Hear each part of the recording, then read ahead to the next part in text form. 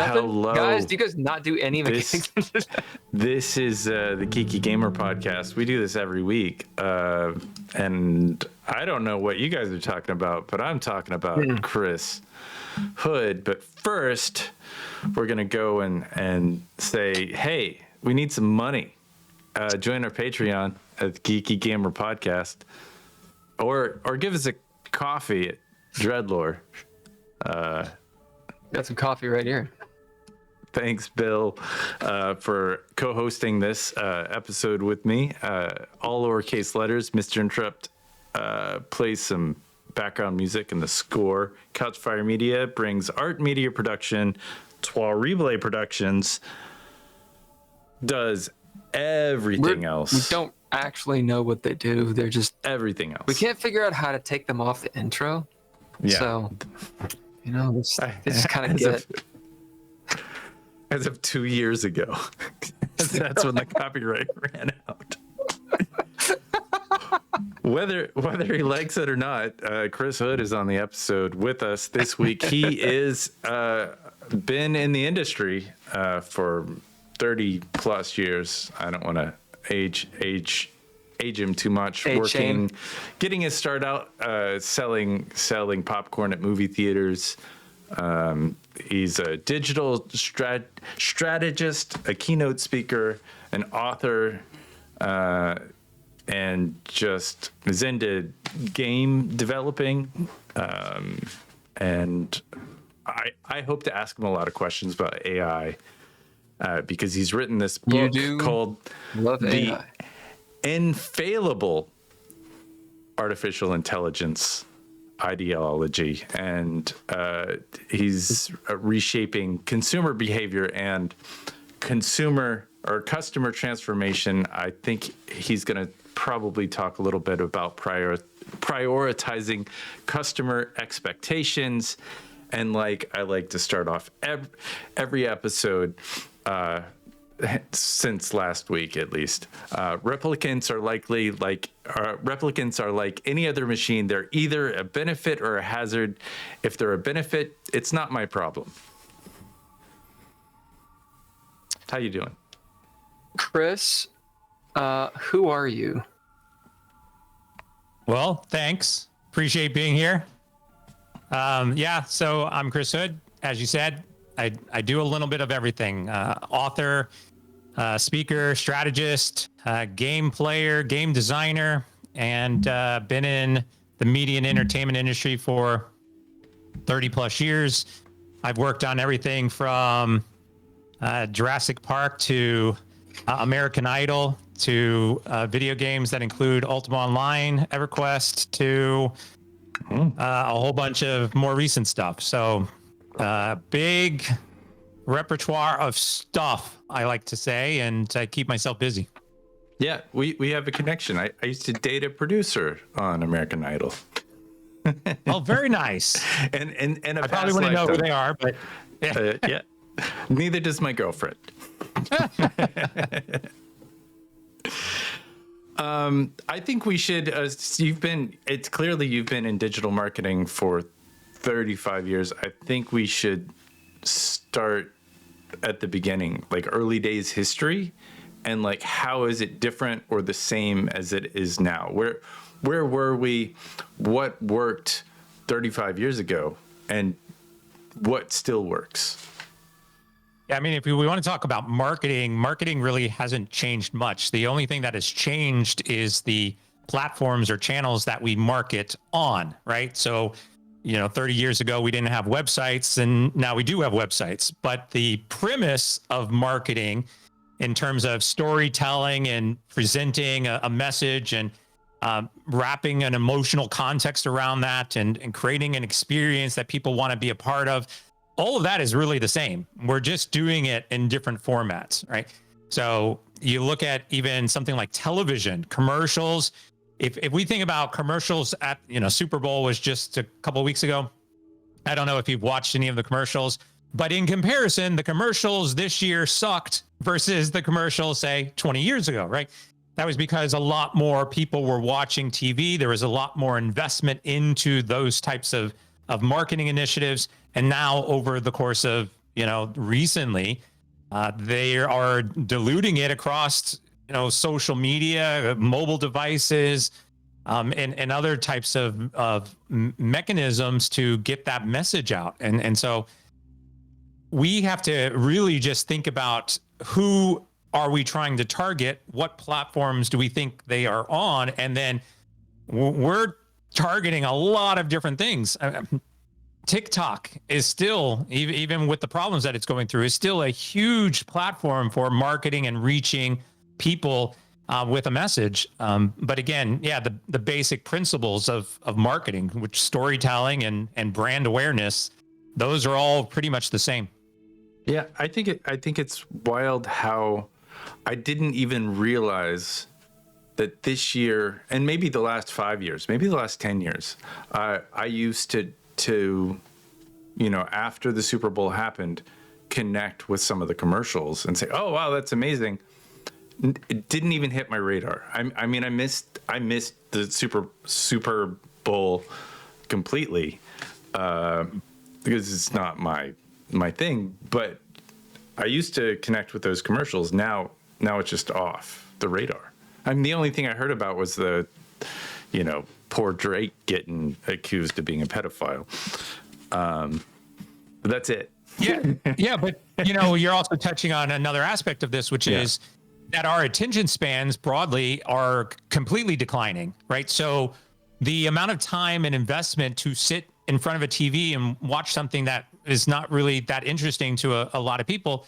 I mean, there obviously is a big population that is interested, but we don't care about a 30-second commercial anymore, right? We care about like a 5-second clip we saw on YouTube or TikTok or something like that. And that is what we go viral with, is those short moments of time. Otherwise, we are too distracted. I mean, how many people are watching TV and still have their phone in their hands, doing something else on the phone and loosely paying attention to what's on the TV?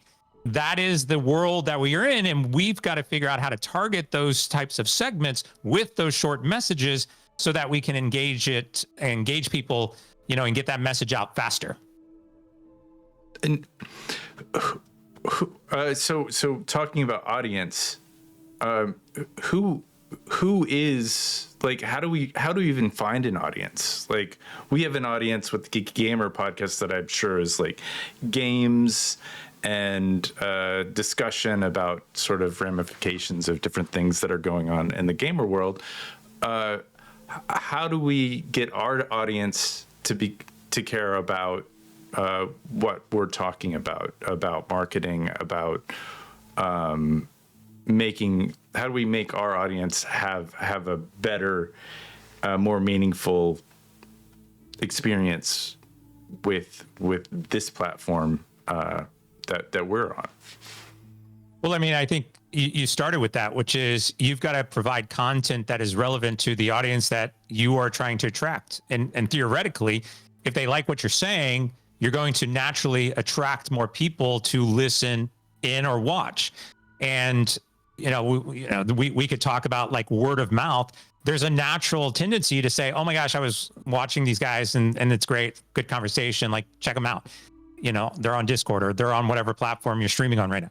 Like, I think a lot of this is just do what you do it very well, and then people will find it. It's again, cliche, build it and they will come, but on some level, I mean, on some level, if your conversation, if what you're talking about sucks, well, no one's going to listen. Right.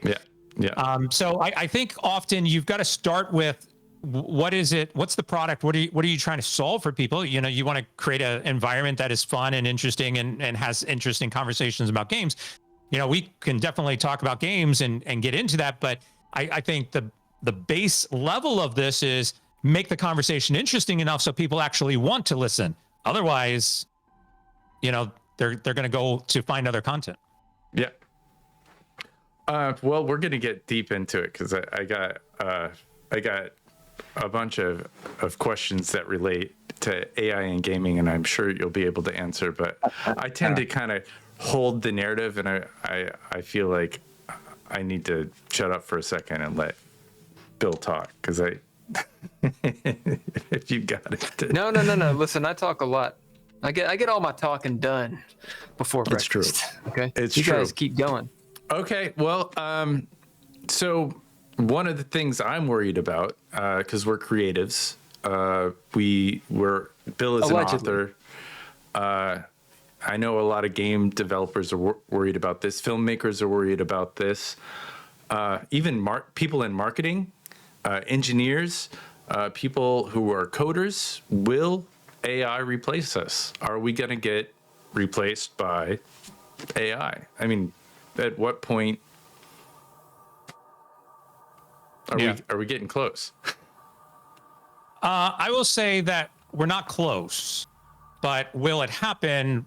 Potentially. And look, my opinion is it's pretty unfortunate, right? Because if we were to be really honest, the game companies who are looking at using AI for a replacement for the creative process, they're basically lazy and greedy people.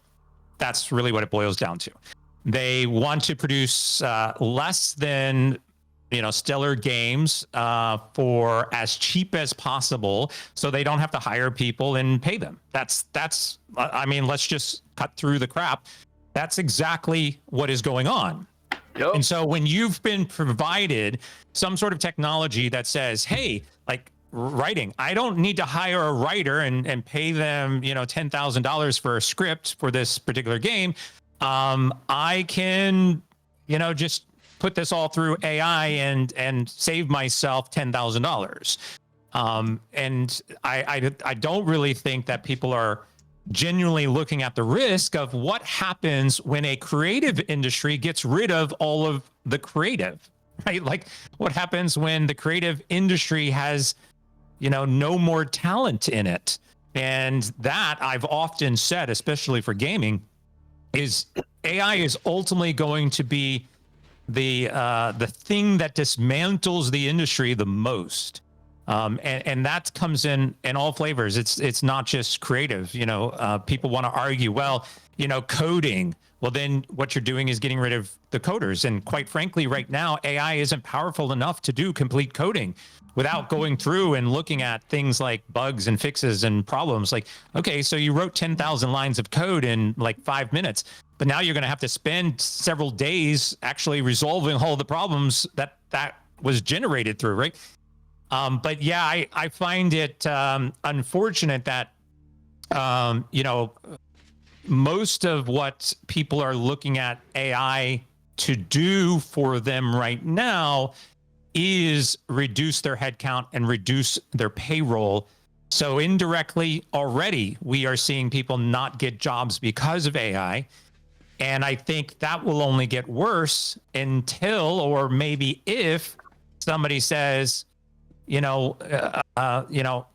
there's a lawsuit as an example against it. Maybe there is some other thing that happens that is a critical event that prevents the use of AI in future game development. But the track record that we're going on, it's probably going to get worse. It's interesting that you go on. Good. No, you go on. I was just going to say it, but what they're talking about AI now is what they were talking about, say, for a decade and a half ago. They were saying that you get a bunch of executives in a room and make a film, and that's why Hollywood movies kind of started to suck. I mean, there's always a reason why things suck. That was all I was going to say. Bill? Yeah, it's along those lines. I think it's interesting to... I'm by no means an AI expert, by the way. Although I have done some research on it for my Muggle job with like Python and deep learning and that kind of stuff. I think it's interesting that, Chris, that you seem to compare the issue with AI to resource management. So, for example, people are using AI to drop their headcount and to look at the people, the creatives, the programmers, the whomever, the storytellers, etc., as resources, and you're reducing your resources, right?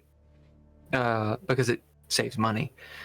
I mean, I think Ken and I had a guest on at some point who was literally talking about human resources, like HR, and the guy was like, think about what that term is, human resources. You're literally looking at people as like fuel. I mean, it's a perspective. Yeah. It's a perspective on it, but it's kind of a mirror darkly perspective. The idea of looking at how do we plumb all we can the value from these resources. And that's an old way of looking at things as well. As in, it's not a new way of looking at people. The people that work for you, they're not workers, they're not people, they're resources. And that mentality allows someone to say, well, if I can use this thing, this resource, and it's cheaper than this resource, of course I'm going to use this one, because that's just good business, right? Now, to slide it over to another idea, which is probably contentious as hell, talking about natural resources has been something we've been talking about for a long time, right? I'm to my knowledge, it was before my time, but like the 70s, I know, hey, we're going to run out of resources, we're going to run out of oil, we're going to run out of whatever. And people argue about this all the time. But like, where does that argument go? The fact is, no one gives a fuck. Like, people don't care, in my opinion, if they utterly use up, like dry up all their resources, so long as they're getting money for it. Because then it's someone else's problem. And the industry must change at that point. The necessity breeds the innovation to change. I don't see how AI is going to go anywhere. It's just too useful, right? And I don't think executives or people that are mid-level management or hiring managers give a flying 2 cents about the lives of other people. What do you think about that? Yeah, no, you're absolutely right. So there's some interesting, thought processes to go through this, right? So is AI going anywhere? Well, no.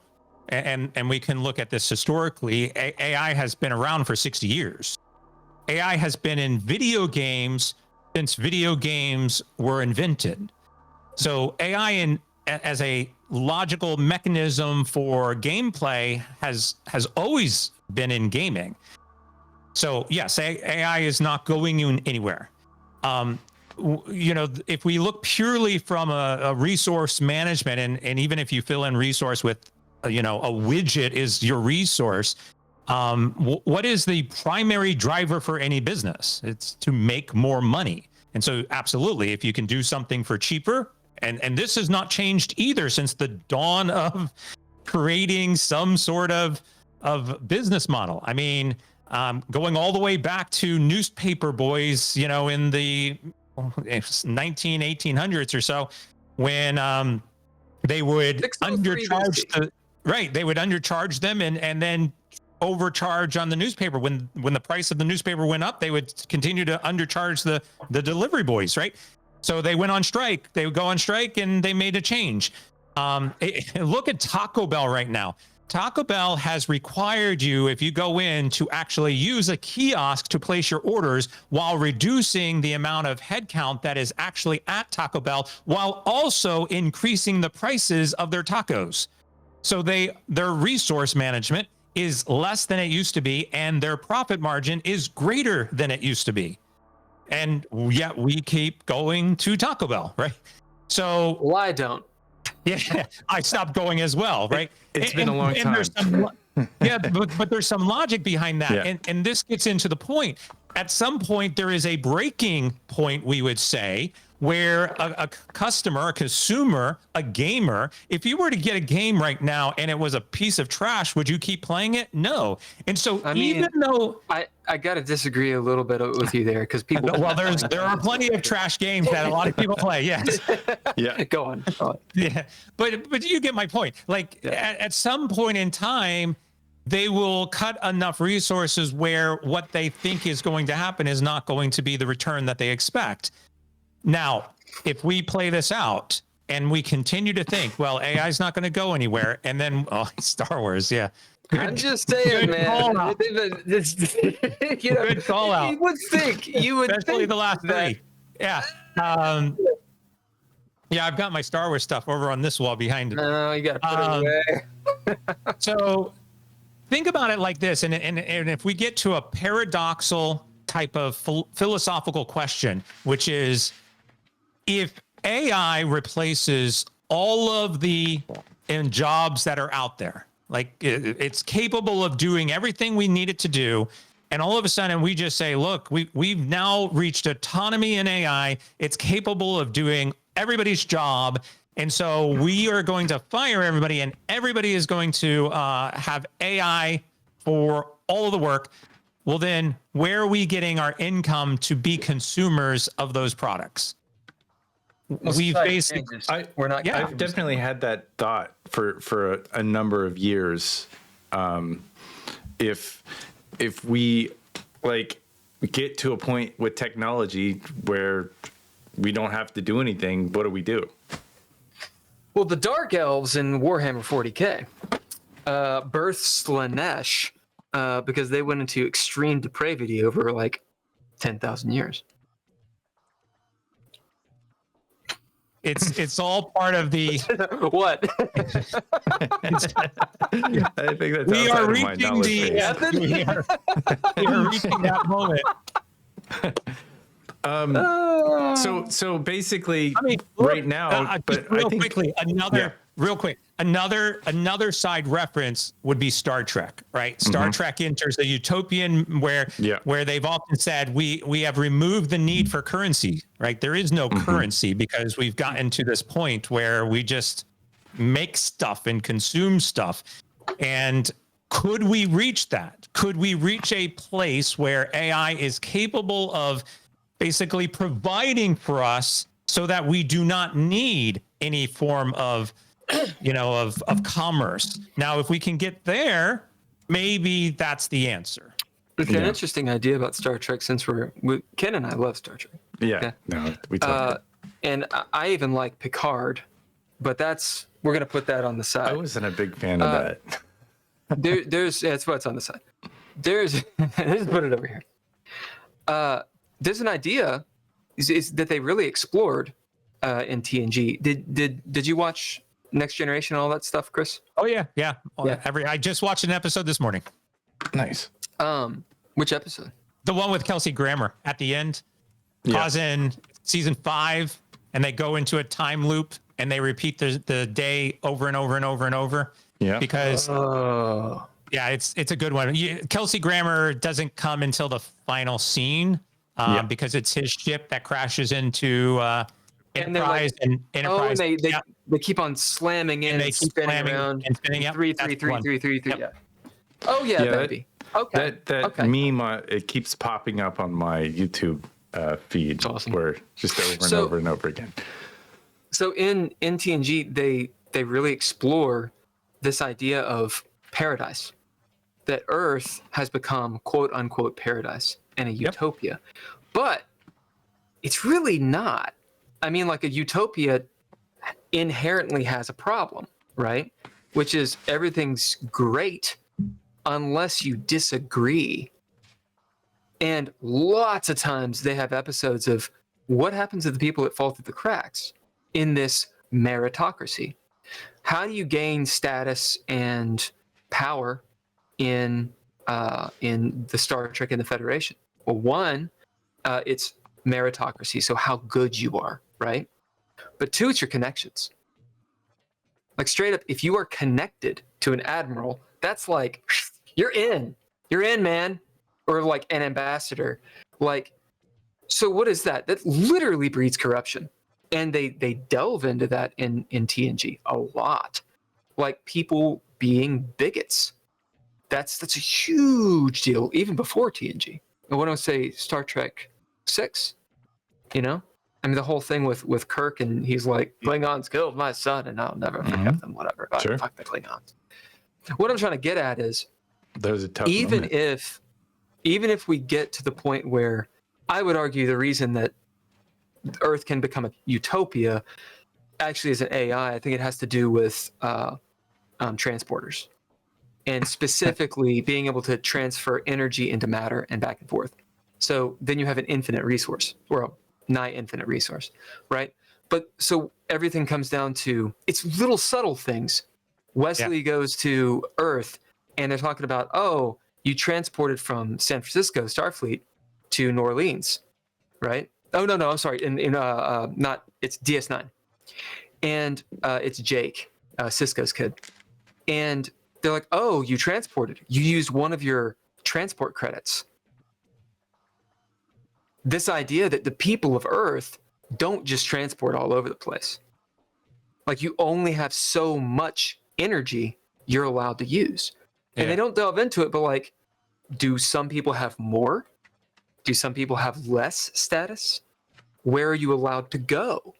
All that kind of stuff. So the system kind of changes, but they don't have money, but it's not really a perfect system, right? Yeah, they talk often about, even replicators, right? Being able to replicate certain things and not other things. Like there's still the underlying thought process that there is a resource or an economy despite the lack of an economy. They try to paint it, as you said, as a utopian world where there is no more war. We've kind of come to our senses, and capitalism and war and all these things are no longer relevant because a Vulcan came down and showed us the error of our ways, type of thing. But who's in charge? Yeah, exactly. But there is still a hierarchical system. There's still, governments. There's still control systems, right? Sure. So it begs the question, like, even if we get to that stage, we as humans have to ultimately adapt.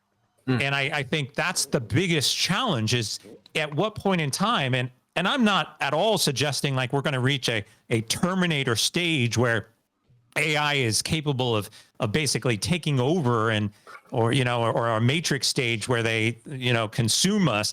But at some level, when we reach that kind of breaking point, we as humans are going to have to figure out how we will adapt as a society, culturally, geopolitically, how we will adapt to that onslaught of technology, and how that will then reshape us for what's next. That is the unknown factor, because as we know, as you've pointed out, because we are humans and because we still have drives and desires and want to have control over things, that we basically have to humble ourselves before we can get to that point where we can make and adapt to whatever that future looks like. Sure. And they're already talking about how we have a limited amount of energy, and AI requires more and more energy to just function. Even the Enterprise would run out of power eventually. Those dilithium crystals or whatever, they did well to a point or whatever. Yeah, the unobtainium. But I mean, is AI like a drug? I mean, if we got to keep using it, or will we fall behind if we don't? Just as a business owner, I mean, is that? I'm writing a book right now that is all on that premise: is what happens if we run out of energy, right? Does AI fall? Like, if we were to choose between a dystopian and a utopian world based on our usage of AI, right now you could argue we're actually heading towards the dystopian side because of multiple factors. One, a a slow decline of intelligence, human intelligence, which we could talk about. But the other one is that energy consumption. Does AI become so powerful and so used that the world can't sustain that, right? And we talk about nuclear powered energy, solar powered energy, oil-based consumption of energy. Like, what if none of those are capable of sustaining the growth trajectory of AI? Then what happens? And I think that, leads to some really challenging questions for our ability, to keep up with the progress. That's the one thing AI is doing, is it's accelerating, it's iterating on itself faster than any other technology we've ever created. And because of that iteration, it's basically going to surpass, some level of sustainability on it. So I think China has made, and you can answer this, I'm sorry. Well, they've made all these power plants, these nuclear power plants. They've been making them for years and years and years. Are they going to be ahead of the game because we are they're developing this much power and the demands of AI are more powerful? I mean, the first question is nuclear, if we go to what I'm saying, is nuclear power even efficient enough to sustain AI? What's after that? Yeah. Right. I mean, we get into the sci-fi, we go back to Star Trek. Like, do we have black matter, right. Or, do we have something that is after nuclear that can sustain it? Because I don't necessarily think that even nuclear energy will be powerful enough to sustain the growth trajectory of AI as of today.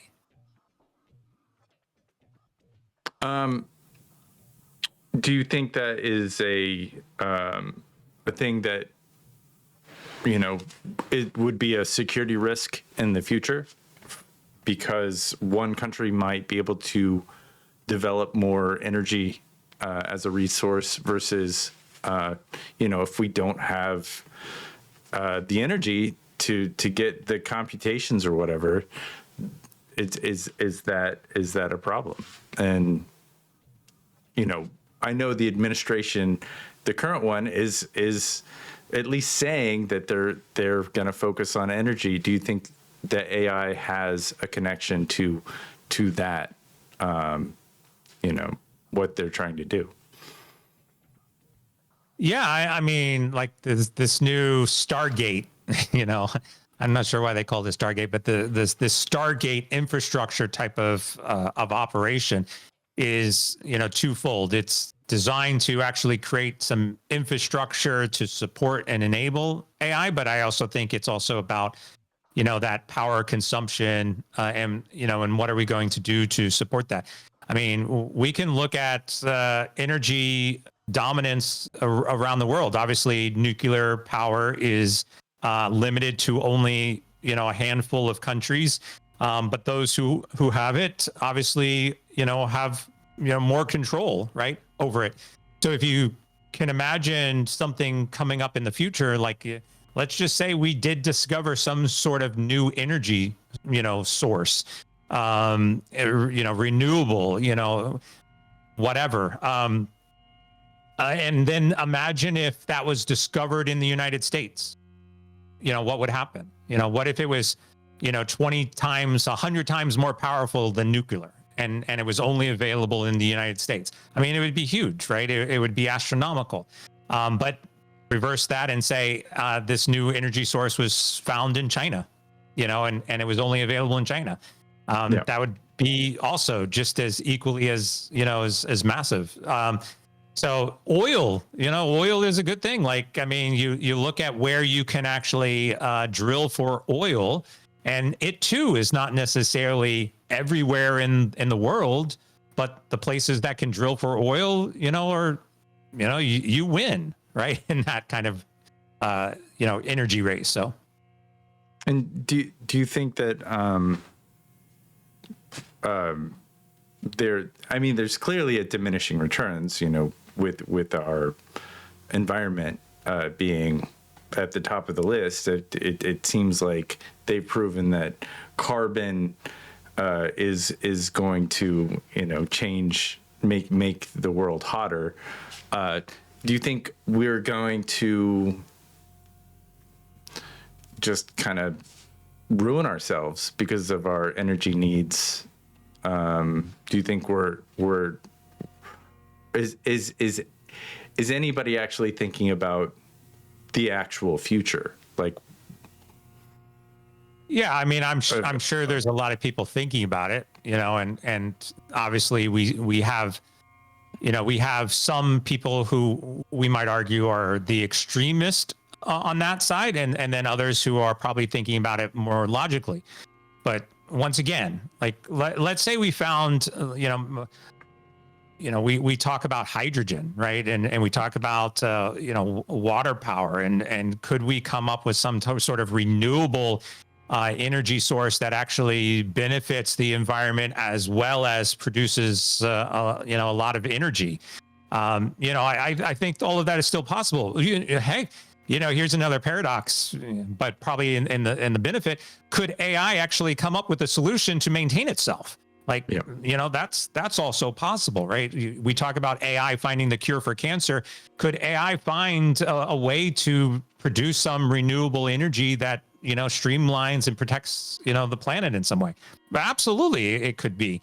It reminds me, there is another movie. I want to say it was The Saint with Val Kilmer. And that was all about somebody had discovered some hydrogen fusion. Cold fusion type of apparatus, which, could power everything. Like, again, theoretically, we could potentially discover this, right? And AI could be a source for that discovery. Yeah. I was thinking we might switch gears a little bit and go into gaming, if that's cool. Yeah, absolutely. So AI is getting to be pretty advanced. I think I asked about, AI replacing us, but AI and NPCs in games, is that where we're headed to? Do you think that's, is it going to are you going to be able to play with AI and it feel like a human? Is that here now, or is that coming soon? It's not here, but if I have anything to do with it, I would, one of my companies is called Sensible AI, and it's actually designed to create, emotionally relevant NPCs for video games. So it's something that I'm currently working on. There are other products that are out there, that are playing in the AI NPC space, but they're all basically agents that are acting as, kind of companions to navigate you or support you along your journey. That stuff is, it's nothing really new. It's a little bit more advanced over the course of the last couple of years, mainly due to OpenAI and some of the large language models.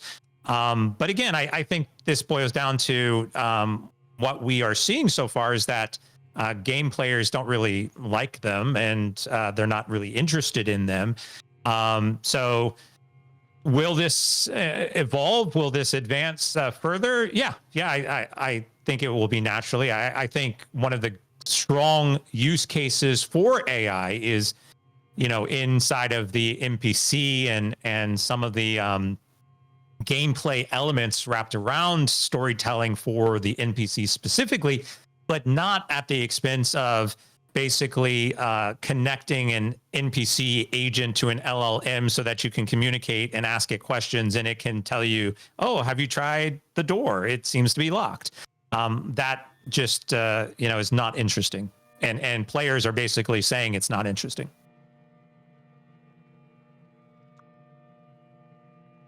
What about, and this kind of leads me into like procedural generation. Like, have you heard of No Man's Sky? I think Minecraft. Yep. I think they all do that. Can you describe what that is a little bit?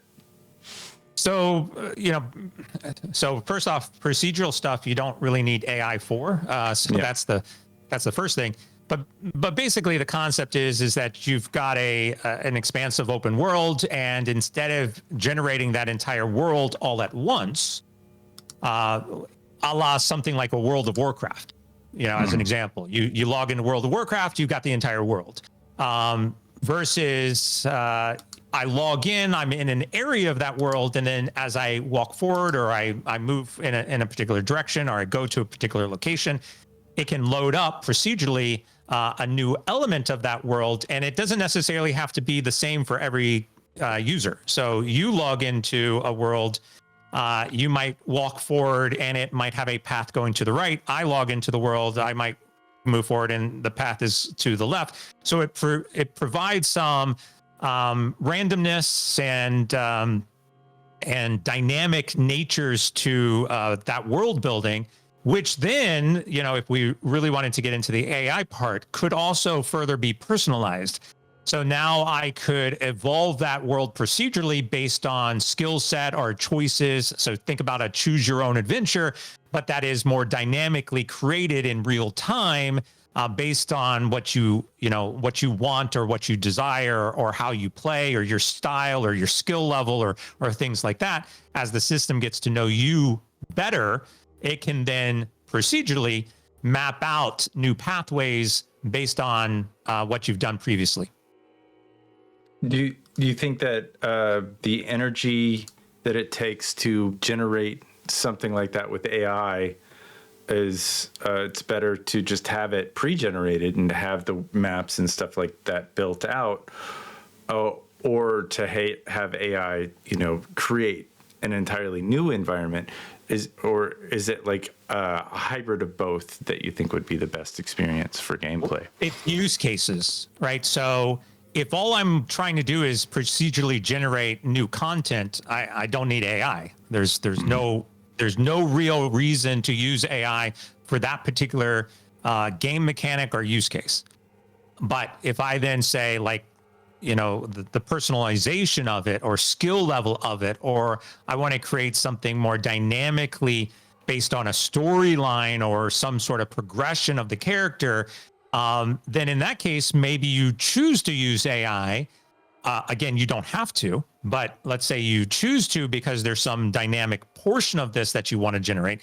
Then there's a clear use case that will enhance the gameplay where you can say, well, let's use AI for this because it's going to make the game better. You don't typically do this because, hey, let's use AI and we'll figure out a way to do it and use it when you don't really need to.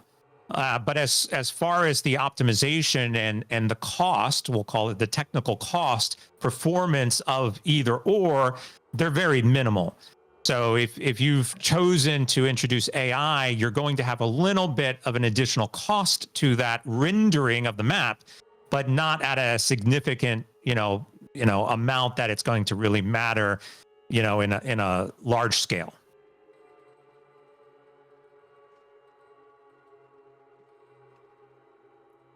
Do you think that,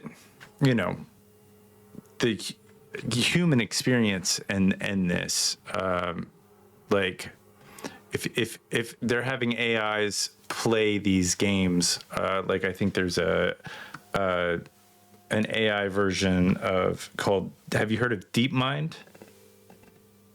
No, not specifically, but I'm assuming it's basically it's a type of AI that is playing StarCraft, the video game, and it's playing at this like superhuman level versus a human playing, and I know StarCraft is kind of like a multiplayer game.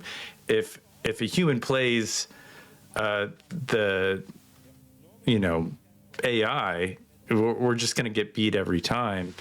And I'm sure this relates to the Terminator experience, if we go back to earlier, and how a lot of video games are kind of built in tandem with military concepts. This is war games. Yeah, war games. So war games started off playing chess, then it went to tic-tac-toe, and it basically says I can't win. There's no winner. right? Yeah. Thermonuclear war. There's no winner because it knows every move in tic-tac-toe. Tic-tac-toe. Yeah.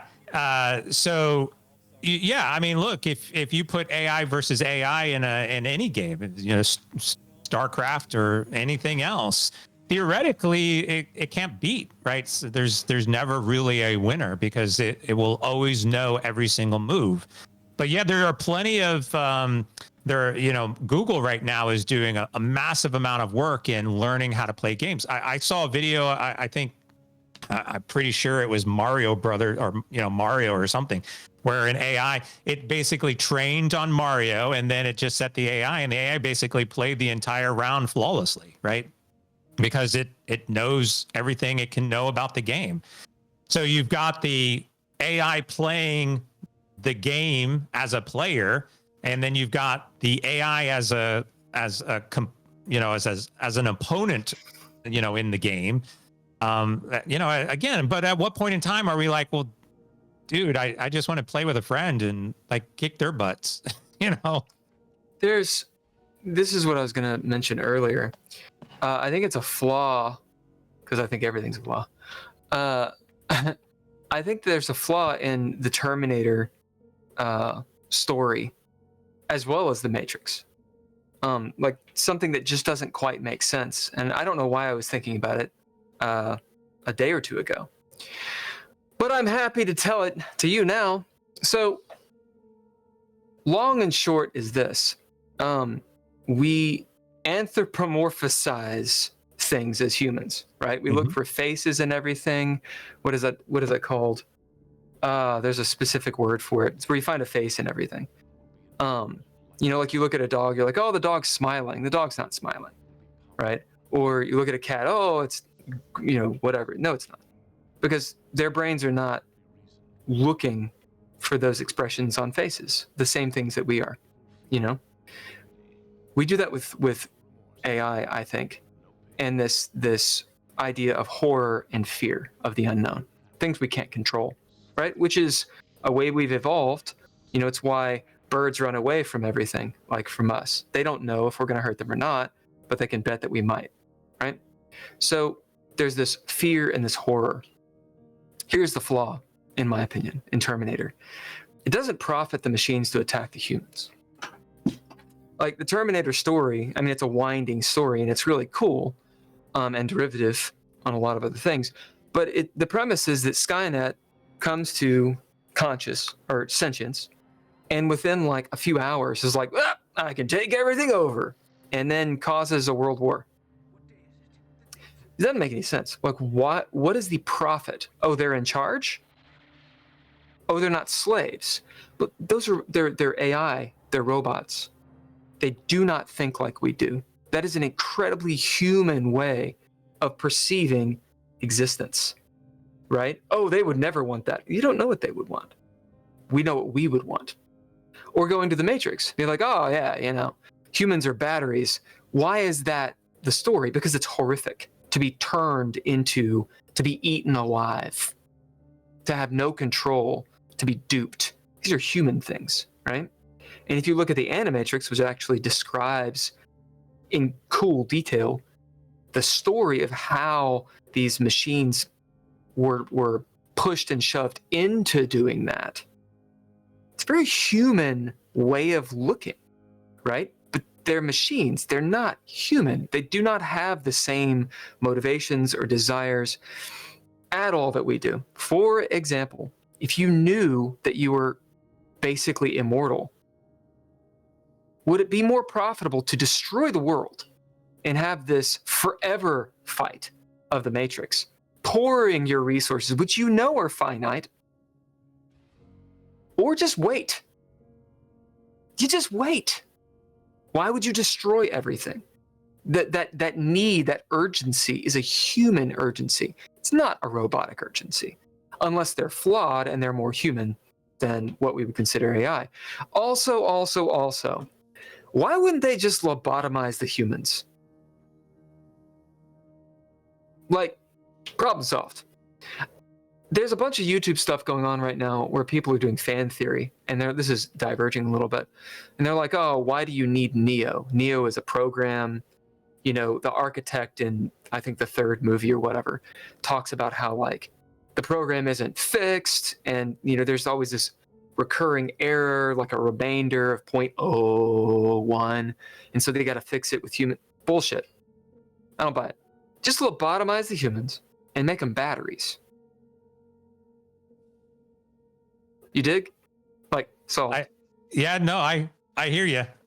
Actually, I think this is Matrix 3 kind of jumped the shark, so to speak, because it ran out of explanations for everything. But yeah, I totally follow what you're saying, and I think purely, obviously, they're movies and they're meant to kind of make us fearful and create those emotional connections, right? They're cool stories.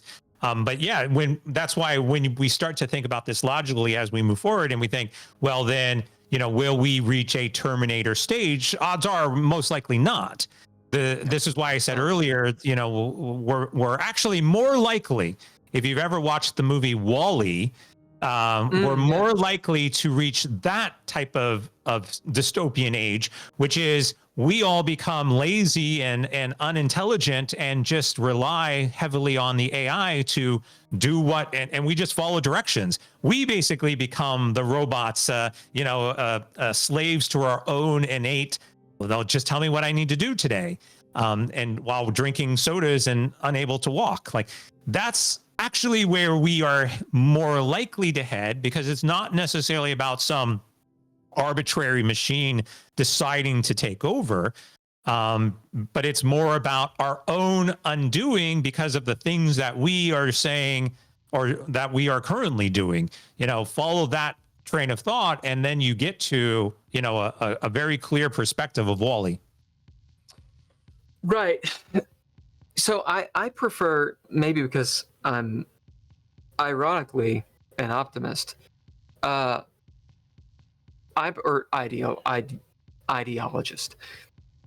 The idea of like iRobot.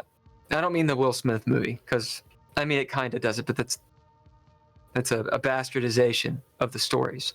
But like of Isaac Asimov's short stories. Have you read any of them? Yeah. And this idea, spoiler alert, if no one has read these, you should stop listening right now. The idea that the natural progression for AI and for a sentient AI is to say it's better to work with humans and to understand that humans are flawed, but so is AI. Nothing is perfect, first of all. Things correct, right? And they move and they adapt.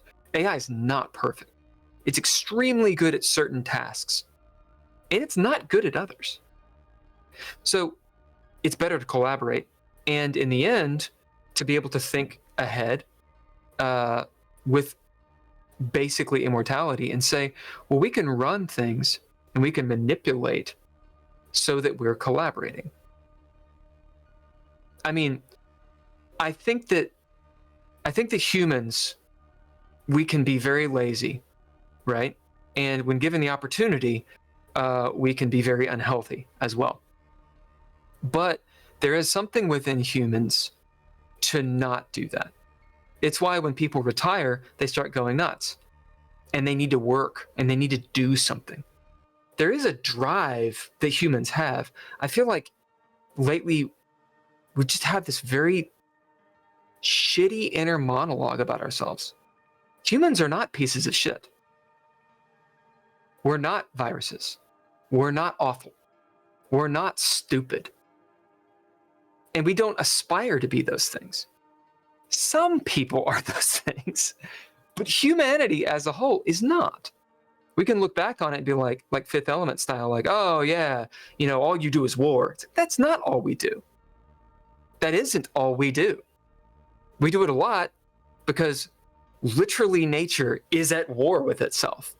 Also, we're a part of nature. We're not separate from nature. We're made of the same shit. Arguably, we are nature being sentient. So really, if we're gonna be so down on humans, we should be down on nature. Yeah, I mean, look, I agree with a lot of what you're saying. The unfortunate thing is we are also enabling the change in that natural human spirit, right? So we talk about an innate desire to be productive, or an innate desire to, create and innovate, like all those uniquely human elements are still naturally declining. We look at critical thinking. Critical thinking is drastically, there's actually several research papers, academic and scientific research papers out there that show that AI is naturally causing, AI is only a part of it.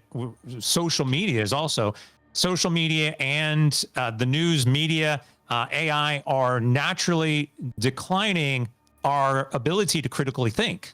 What we read or what we enter into a system, we believe is factual. And typically some of that is based on following our own personal belief systems, but the capability of actually doing our own research and coming to our own conclusions is declining. And in AI, we have this belief system. This is mostly what I talk about in my book, is that because we have this belief system in AI to be correct, we're basically entering a stage where, hey, I can cut and paste this as factual because AI told me it's true, in which case we just believe what we're being told. So the errors that you talk about, there's plenty of errors in AI because humans have bias and errors directly inside of us. We can't create a flawless machine. But it's not about that. It's the belief or the incapabilities of actually looking at the system and saying this system is wrong. That is where we're declining.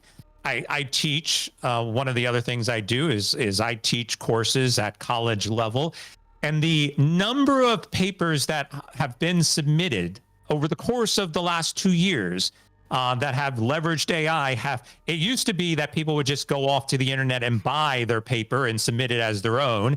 But now the use of AI to do term papers, research papers, whatever, has substantially increased.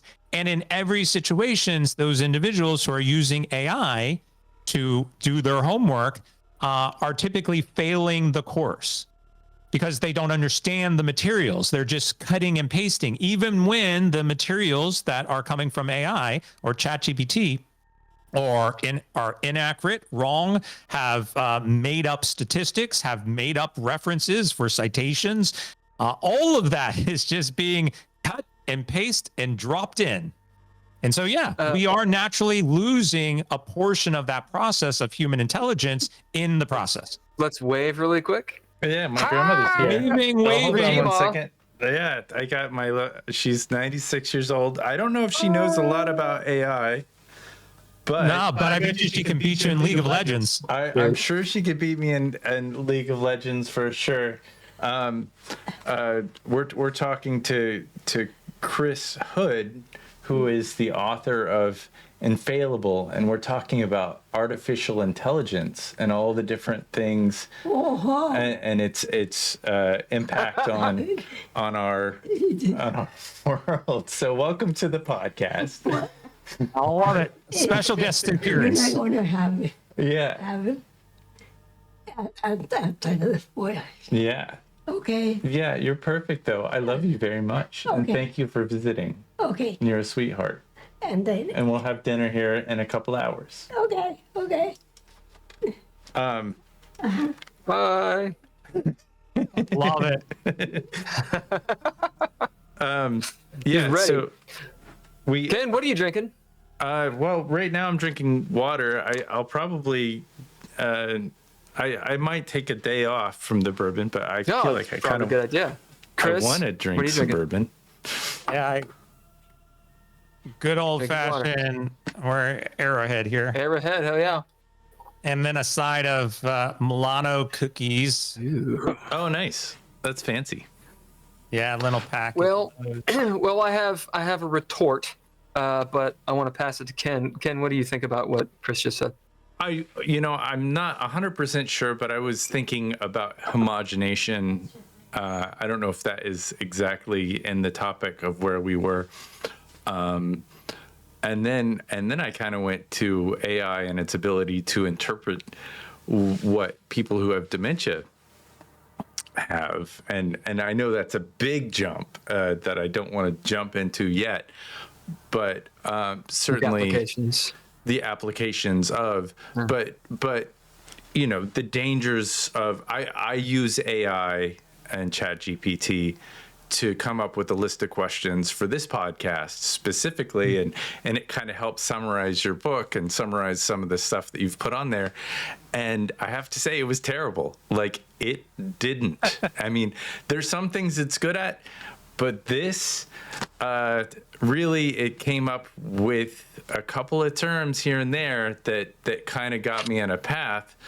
But like, if I ask you the questions that it came up with, and I can pull them up actually really quick, and I wonder if there's anything in that, like, it's just not it's very rudimentary, basic. Yep. It's like a bunch or of even irrelevant word fill. Yeah, word fill. So it is definitely infallible. Go ahead. Okay, so first of all, there's no such thing as a perfect system. I mean, you can argue this and say, oh, well, in a system which is the universe, I guess it's perfect. But, we will spend most, and when I say we, I don't mean consciously, I mean as existence, spend most of our time in an nigh infinite era of black holes. Like, there is internet, or there is, universal heat death, as in stars burn out. That it's not a perfect system. Now, if you keep on going, energy and mass are the same thing, and eventually it maybe restart, whatever. You dig what I'm saying? Like, everything has a form of inefficiency in it. And to bring it down to a more manageable level, we are flawed, one could say, from a perspective. That's what I'm going with this. We do what we do. We can be wrong, like in a math problem, we can demonstrate that we're wrong, but to then say, oh, it's flawed, we got to define what that means. And the reason we have to define what it means, I'm not trying to pull like a Bill Clinton here and say, what does the word is mean, okay?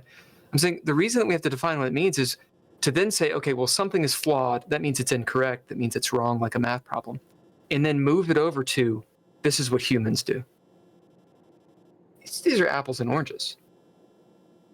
So are humans getting dumber? No. We just don't have the structure. We're not getting dumber. We just don't have, like, there's we need to be programmed.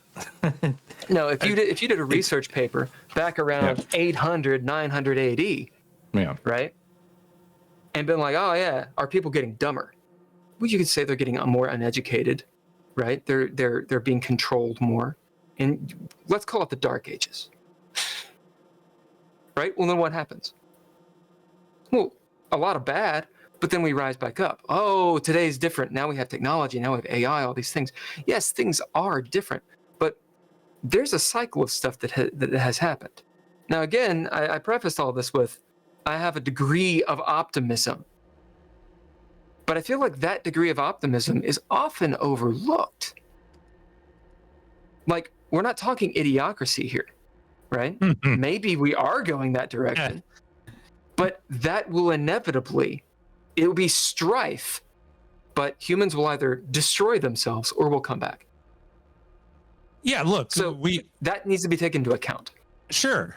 I definitely think, if you want to put the optimistic spirit on top of this, humankind has an innate ability to think and to evolve. We've talked about that earlier. If we continue down this path, that's not to say that things are going to get worse or better. We could continue the way we are for another 100,000 years, and so be it. But we won't. We won't. We won't, because naturally, again, human drive and innovation and all those things are going to happen. But that's also not to say that pockets of our being, pockets of human beings, especially the younger generation moving up. I'll give you a good example of this. There's a research paper that came out that basically said most college students do not know how to change a light bulb. Now, sure, could we argue that that's because they are becoming dumber? Or could we argue, no, it's because innovation has created a light bulb that doesn't need to be changed, right? Or could it be both? Sure. That they're getting dumber and lazier, but also we've created a way to support that laziness, right? Because we've created, a device that doesn't need to be changed. Right. In those types of context, broadly, human beings, we're probably going to evolve as we have naturally evolved over the course of the last 10,000 years, 50,000 years. But then if we think about like segments of our population, if we look at, Gen Y, Gen X, Gen Z, Gen whatever, and we compare, intelligence, growth potential around what they're learning and how they're learning it, laziness, attention span, which we've seen again has declined. We could argue that, broadly, we're probably going to be fine because that's how we have evolved so far. We just have to make sure that as new generations are growing, that they still maintain some of the critical capabilities, across the board. Everything is dangerous in small segments of the population. We just have to make sure that it doesn't grow beyond that.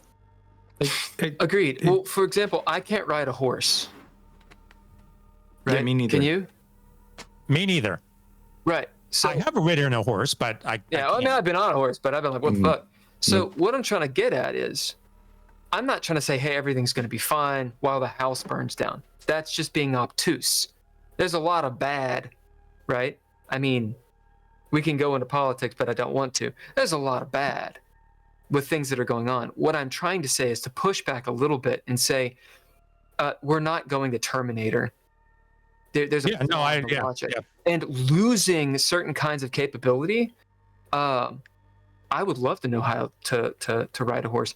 Or the idea of, if you dropped, I'm sorry, I don't know this about you, Chris, but I'm going to assume. If you dropped all three of us, okay, in the Amazon with a knife, we would all be dead in a week. No, we'd survive. You get what I'm saying? And it's this I idea have camped of... a lot. It's this, well, maybe Ken would live. The idea of... It's not the same, I don't think. Humans have lost a lot. But you don't need to be able to fashion rope from the booga booga bush. Okay? You don't need to do that. I would love to know how to do it, but our society doesn't need to know it. And that's where I'm going with all of this. Short attention spans are annoying. But how do you exist in your brain sanely in a world that demands this? It demands it. It demands that you respond to those texts within minutes, that you're constantly vigilant of the email addresses, of the 20 profiles with different passwords, different names, curate, constant. Their time is all over. It's always 3 o'clock somewhere or whatever. How do you exist where you don't have the scattered brain? You have to adapt. And you can see it in Gen Alpha. You can see it. It's very easy to see, wow, guys, you can't pay attention. Actually, they can pay attention to a lot of stuff. Boom, boom, boom, boom, boom, boom, boom, boom, boom, boom, boom. Why? Well, it's their environment. Now, is there something that we should say about that? and control, yes, right? Don't eat all the candy, even though it's there, right? But there needs to be this pushback of this like hellfire brimstone, we're going down. It's like, yeah, shut the fuck up. There have been people with like the cardboard cutout things rolling around, doomsday people, for a long time. And it only pushes a certain far. I just said certain far, to a certain extent. I want to hear a little bit of the other side. AI is not the devil. Is it gonna suck when, I can't have a job because of AI? Yes. That's gonna suck. But also, if the system demands that there's no longer a purpose to have me coding Python bullshit, why the fuck am I doing it? That's a waste of resources. It's a waste of my time too. I do have to say that I'd like to push back on some of the stuff that you both said really fast. Human brains have not evolved, certainly in the last 30 years, since we all had access to computers. In the last 10,000 years, we're like basically structurally the same as humans have been for hundreds of, I think it's at least a few 100,000 years. I could be wrong about that. I'm not an expert on this, but I want to push back on the light bulb issue, where a lot of kids today. Yeah, I can, but as you can see, the room I'm in, it hasn't changed since the 50s. Now modern houses have built-in fixtures. They got LEDs. There's a lot of different things. I have a friend who built a house recently, and they have these LED strips, one of which went out or is like flickering. And to change that strip out, that's built in behind in the walls, that's a difficult process. And where do you even get that? And how do you do that? So this stuff is built in.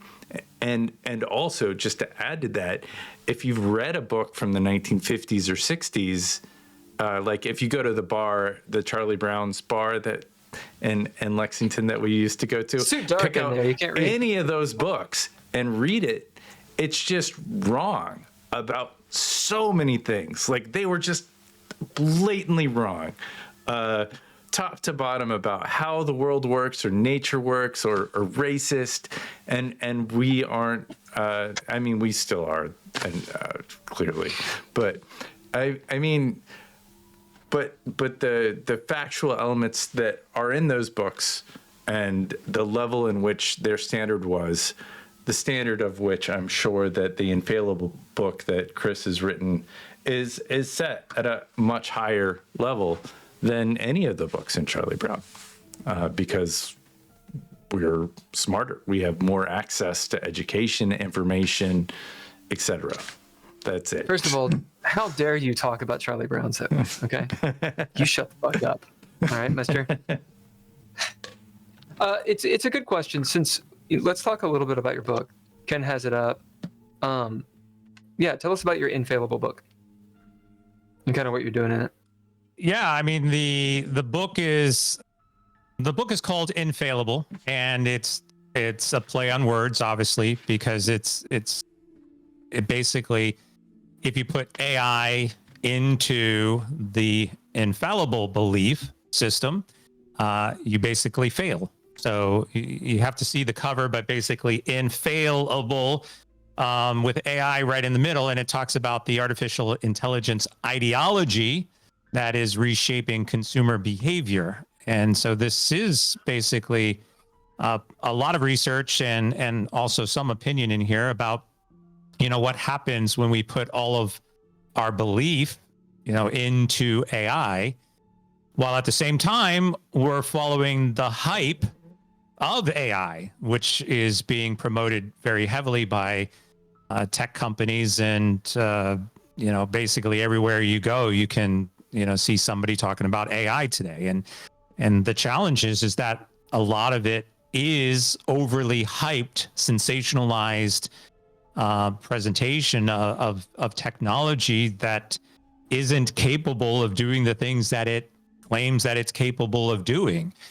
And a lot of this is also roughly because, as we've talked about so far today, is our understanding of what AI is from movies like Terminator, and so we come up with some sort of thought process, belief. Oh, well, AI is capable of doing this because I saw it in Terminator, or I saw it in War Games, or I saw it in any of these movies.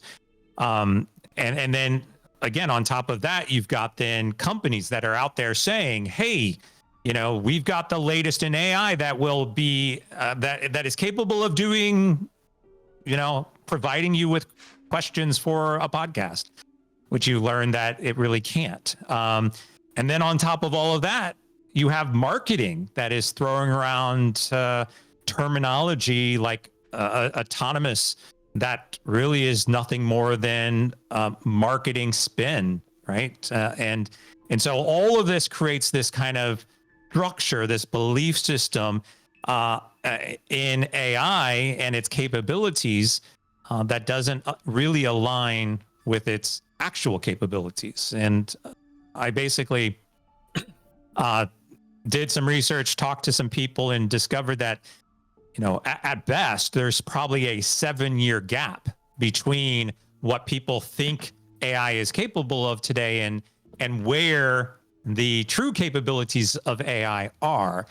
And so a lot of this is on the consumerism part of it. Think of yourselves. We've talked about like Taco Bell. You go into Taco Bell, you've got to go up to a kiosk that is powered by AI. You go through the drive-through, and now you've got an AI agent taking your order.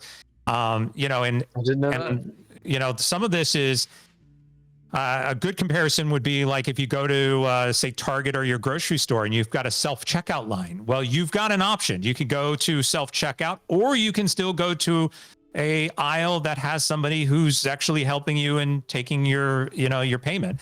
But with Taco Bell, you are being forced to use the AI. There is no option. You go through drive-through, you got an AI. You go into the Taco Bell, you've got an AI. Like, there is no other option. And so the consumers that are being presented with this, I'm going to shove AI down your throat, are being turned off, and they don't want to do it anymore. There's a lack of trust. There's security and data privacy concerns. And the forcing of a technology upon consumers is changing then the way we want to consume.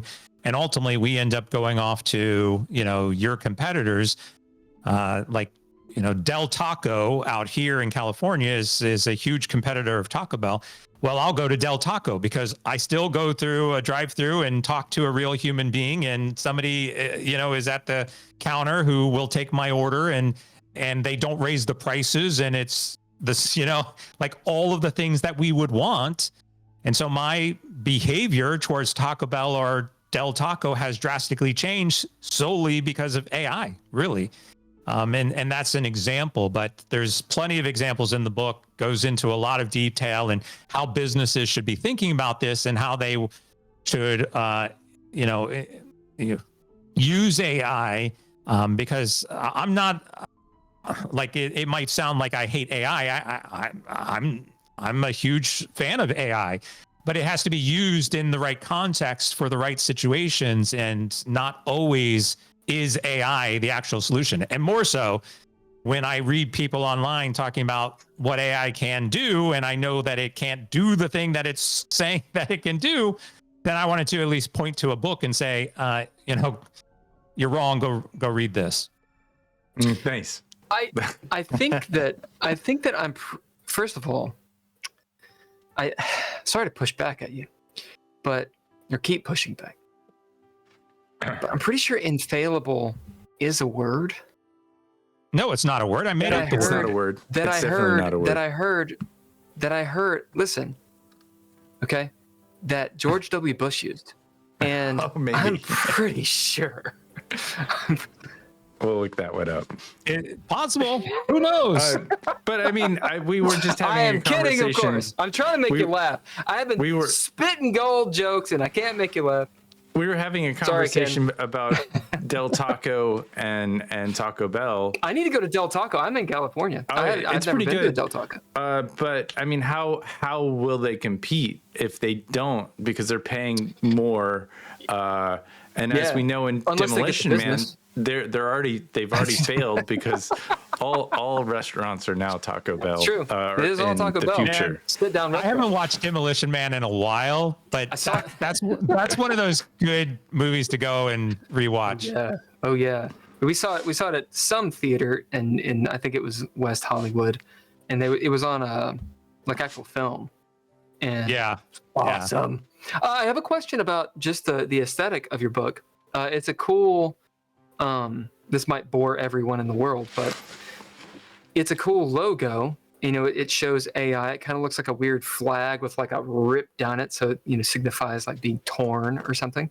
One, where did you get the idea for it? Was it AI? Two, why did you go with that color scheme and not a red book with white or black or that kind of thing? So, I mean, you've got it, right? I mean, you've seen it. So, so I did come up with the name. No one provided it to me, and AI did not help me with it. And I was playing around with this concept of, artificial intelligence is a belief system, and then it turned into the ideology of AI, because I really do believe that most of the people out there that are seriously promoting it are falling into this almost religious belief of its capabilities. So the ideology of artificial intelligence was where I was starting. And so then when I was on this concept of, well, if it's a religious belief system in artificial intelligence, one of the words that is often used in religion is infallible, right? You've got an infallible, the Catholic Church believes that the Pope is infallible, as an example. And so then I was like, well, wait a second, you got infallible, but if I put AI in the middle of that, and all I have to do is basically change one L to an I, and I got AI in the middle of infallible makes infailable. I was like, oh my gosh, that sounds awesome. And then the rip down the middle was really because you put fail, it spells fail with AI, and obviously red represents failure. So I went with the red down the middle to highlight fail, and you got infallible. Thing is, I'm dyslexic, and you're really fucking with me here, okay, man? Just getting me real bad. All right? There you go. Sableton V has a comment. Ken, go ahead, because I want you to be able to respond, and then I'd like to do Sableton's comment. But go on. Oh no, I like the book design. My comment is just in a different direction. So yeah, go ahead. Oh, so Sableton says, I'm not a technical software person at all, but my understanding of the LLM chat bots is that they are not really intelligent at all. They don't understand anything. They respond with mathematically the most likely combination of words to a particular prompt or question based on all the data they have looked at. Does that description sound accurate? So that's a question for you, Chris. Yes, that is very accurate. And a better way that you can think about this, which I share this opinion often, and I also get pushback, is that ChatGPT is, and most LLMs, large language models, which is what powers ChatGPT, is really nothing more than a glorified search engine, because that's what it is doing. It has a bunch of data inside of its memory banks. You ask it a question, and it goes and it computes basically a response based on the information that it has available to it. If you ask a question about something that it doesn't know, like for example, if let's say some event happened today and you asked it, it wouldn't know the answer, but it would go out to the internet and search for the answer and get a website that has that information and come back with a response. All it's really doing across the board is just providing you with some sort of response to your question based on a query. Another quick way to think about this is if you use Gmail, or if you use any type of phone to text with, you have a recommendation, like complete this sentence, some sort of, if I'm typing a text message and it says, do you mean the word infallible because I've spelt infailable and it thinks I've spelt it wrong, that kind of query about do you mean spell checking, or let's complete the sentence based on what I think you might mean, all that's doing is it's taking the most common used phrases, like let's say you say, thank you, I look forward to chatting with you in the future as an option. That's just based on the most common used phrases to end an email sentence with, and it's predicting that and returning that. That's another similar example of what the LLM is doing. Do you think that it's at some point in time it might get better at fact checking? Do you think that, yes, say for instance, it is connected to the internet and has all of the events, and do you think at some point it'll be able to determine if a source is accurate, or, if there's going to be, because I don't think it's there yet. Yeah, it's definitely not there yet, and I don't know if it will get there, because that will require somebody to make the decision of what is truth and what is not. Mm-hmm. And so we might argue something like, the sun, the Earth is, however many million miles away from, the sun, and we can say, yes, that is factual, right? Mm-hmm. But we could also say the sky appears blue, and in most cases that might be true, but there are plenty of atmospheric conditions where the sky could appear green, or purple, or red, or whatever. Then we get into things like, obviously we don't want to talk about politics, but we get into political, and one person says, this thing happened, and somebody else says this thing happened. Who's going to decide which thing happens? Even if you look at like a Wikipedia right now, which is filled with various opinions as opposed to facts, which it's supposed to have. Well, if AI is being trained on two different sets of opinions as fact, and because the resources show that they believe they are factually true, which one wins? There's no way to know which one wins. So you could have an AI, though, that comes out and says, well, it's a very interesting question. I have done some research and I have two potential answers. You have to make the choice. I don't know which one is accurate. That would be considered ethically correct AI, because then it's not formulating a response to your question. It's providing you with the context for you to then go and conduct further research and decide which one is true. In a way, just to pull this into the geeky thing, I mean, AI is pretty geeky. Nah. Everybody does it. Your grandma knows AI. Or my grandmother knows AI. But the idea of something like a fixed truth, right? As in, what happened? And Ken and I have talked about this quite a bit. I think, Ken, I want to say the last person we talked to, I believe it was Mike Anderson. Mm-hmm. Where I think it was him, where you said someone sees a car crash. There's like 4 or 5 people, and they have 4 or 5 completely different, sometimes utterly different and opposing recounting of it. So the sort of mystery of what happened, right? Prior to video and prior to audio recording and photography and even, writing, it's all oral history. And how often is that sort of just rewritten and manipulated to be a certain way? I mean, I'm pretty sure that's the plot of Christopher Nolan's Batman. You know what I'm saying? As in, like, what happened? I'm gonna make one of you laugh. Anyway, so you get into like Superman, What is Superman? Well, he's Superman, right? Like he can do things that humans can't because he's an alien or whatever. There's an alternate universe called Superman Red Sun, and it's just I guess it's a graphic novel. And it's a one-off. Really cool in the event that you're into that kind of stuff. But it's just this premise.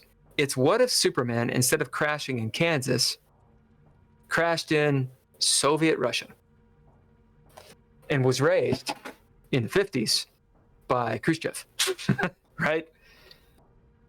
You have this iron person who stands for the truth.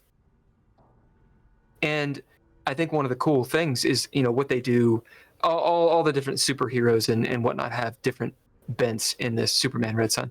Like Batman is like, this anarchist dude and all this. He wears a weird Russian hat. What I'm trying to get at, Chris, is to look at AI and say, okay, tell me the truth, I think is probably common and is definitely a fallacy. Like it's not a good thing to do.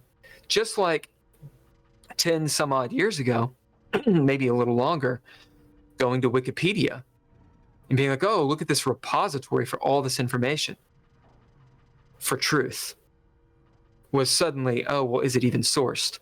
Just like Ken says, you go to Charlie Brown's, you look at the Encyclopedia Britannica 1945, can you believe what's actually written? So it sounds like an old argument, or I should say a recurring, a consistent argument to have. Where do we place our trust? How do we use AI responsibly? Right? People are going to abuse it to their own detriment, thinking that this is the truth and they're just completely wrong. People are going to use it trying to make a lot of money, and it's going to screw a lot of people over. So what kind of tool is it? And does your book answer that question? Or do you have an answer for that question? Or even a direction for that question?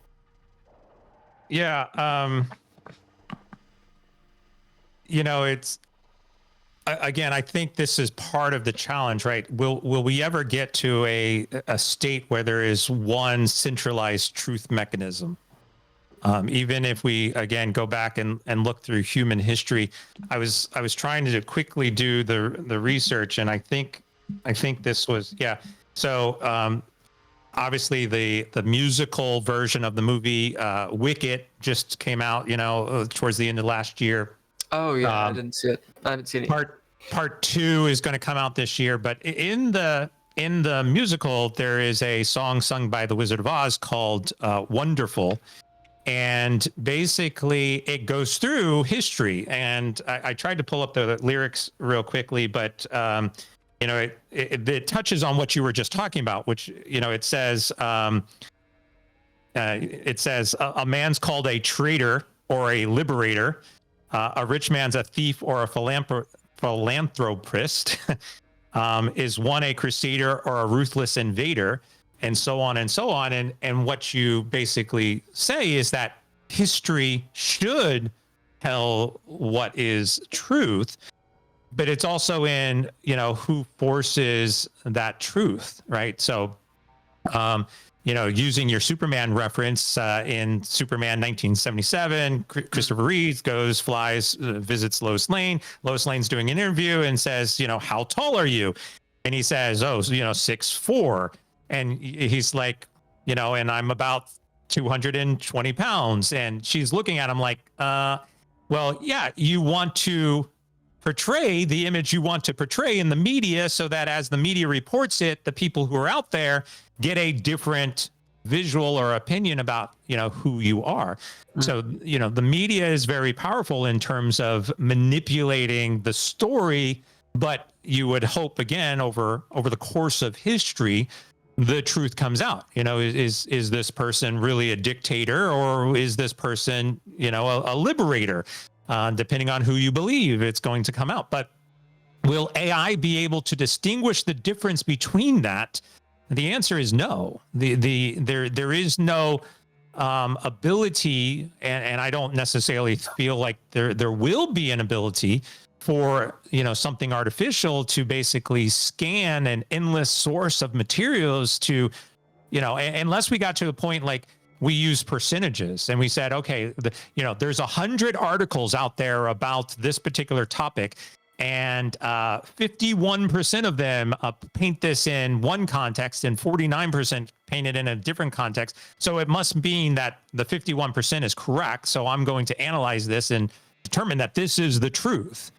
Like, that's a logical fallacy right there. That's like the bandwagon logical fallacy. It's kind of yeah. Go on. Sorry. I was just going to say that there are aggregators like Snopes and Ground News. I hear a lot of podcasts that advertise with them that say, we pull all the resources and have our fact checkers fact check them, but those are people who are experts or whatever. And everybody's biased. I call myself a journalist, but I have a bias. I have a bias. Bias is in AI. There's no way around that. And because humans are biased, you can't, goes back to a perfect system. You can't have a perfect system teaching another perfect system. It doesn't exist. It doesn't work. So the bias will naturally get in there. And even if you read Snopes as an example, you'll read like, maybe some of this is true, but then it goes into details like, well, this particular element is not, but this particular element is partially true, and this particular element is true. Well, you've got to analyze all of that, and still then you're interpreting what you think is real. And the AI, once again, it can't decipher that. All it can do is A or B. That's it. So I got a question then. How is it that you two decide what is true or what is more beneficial or whatever? I mean, how do I do it? Yeah. I'll go through and read multiple sources and then try to figure out, what is factual. But I think also. But so would AI. So how do you know what's factual? That's where I'm going. Yeah, but for me, you can go and look at sources of information and then look at other sort of factual intents. And even then you might let's just say there's some sort of study on, whatever the thing is. And there has been research and there is some statistical information. Okay. I look at the statistical information and it says 75% of all humans do whatever. We'll say, 75% of all humans eat peanut butter and jelly sandwiches. Okay, great. Show me the stats. So I look at some reports. I find a report and it shows clearly 75%. Well, is that report true? Well, how did they come up with that number? I can go and dig deeper and deeper and deeper and keep asking the questions, but how did you figure this out? AI do that? AI can do that, but it's not designed to do that. It's only designed to return the results of what it's been asked. Interesting. And here's another example. There's actually bias baked into AI, especially ChatGPT right now, that is not the bias that you would be thinking about. Like we talk about bias in terms of like even say political beliefs, like you want left or right leaning types of responses. ChatGPT is biased towards you personally and the conversation you have. Like imagine you said you asked ChatGPT for some questions to ask during the podcast. I'm surprised you didn't get the response like, let's say, here are the 10 questions, and you respond and you say, hey, can you make this small adjustment? And I think Chris would like these type of questions more. And it provides you another 10 questions. And it says, you know what, if you ask these are the best questions I've ever heard in my life. I've actually gotten response from ChatGPT that say this, like you're kind of brainstorming an idea for a movie, or something. And it says, this is the best movie idea I've ever heard. Well, now you're acting like my mom. Like my mom has every idea I ever tell her, she says, that's a fabulous idea. My mom tells me the very opposite. Yeah.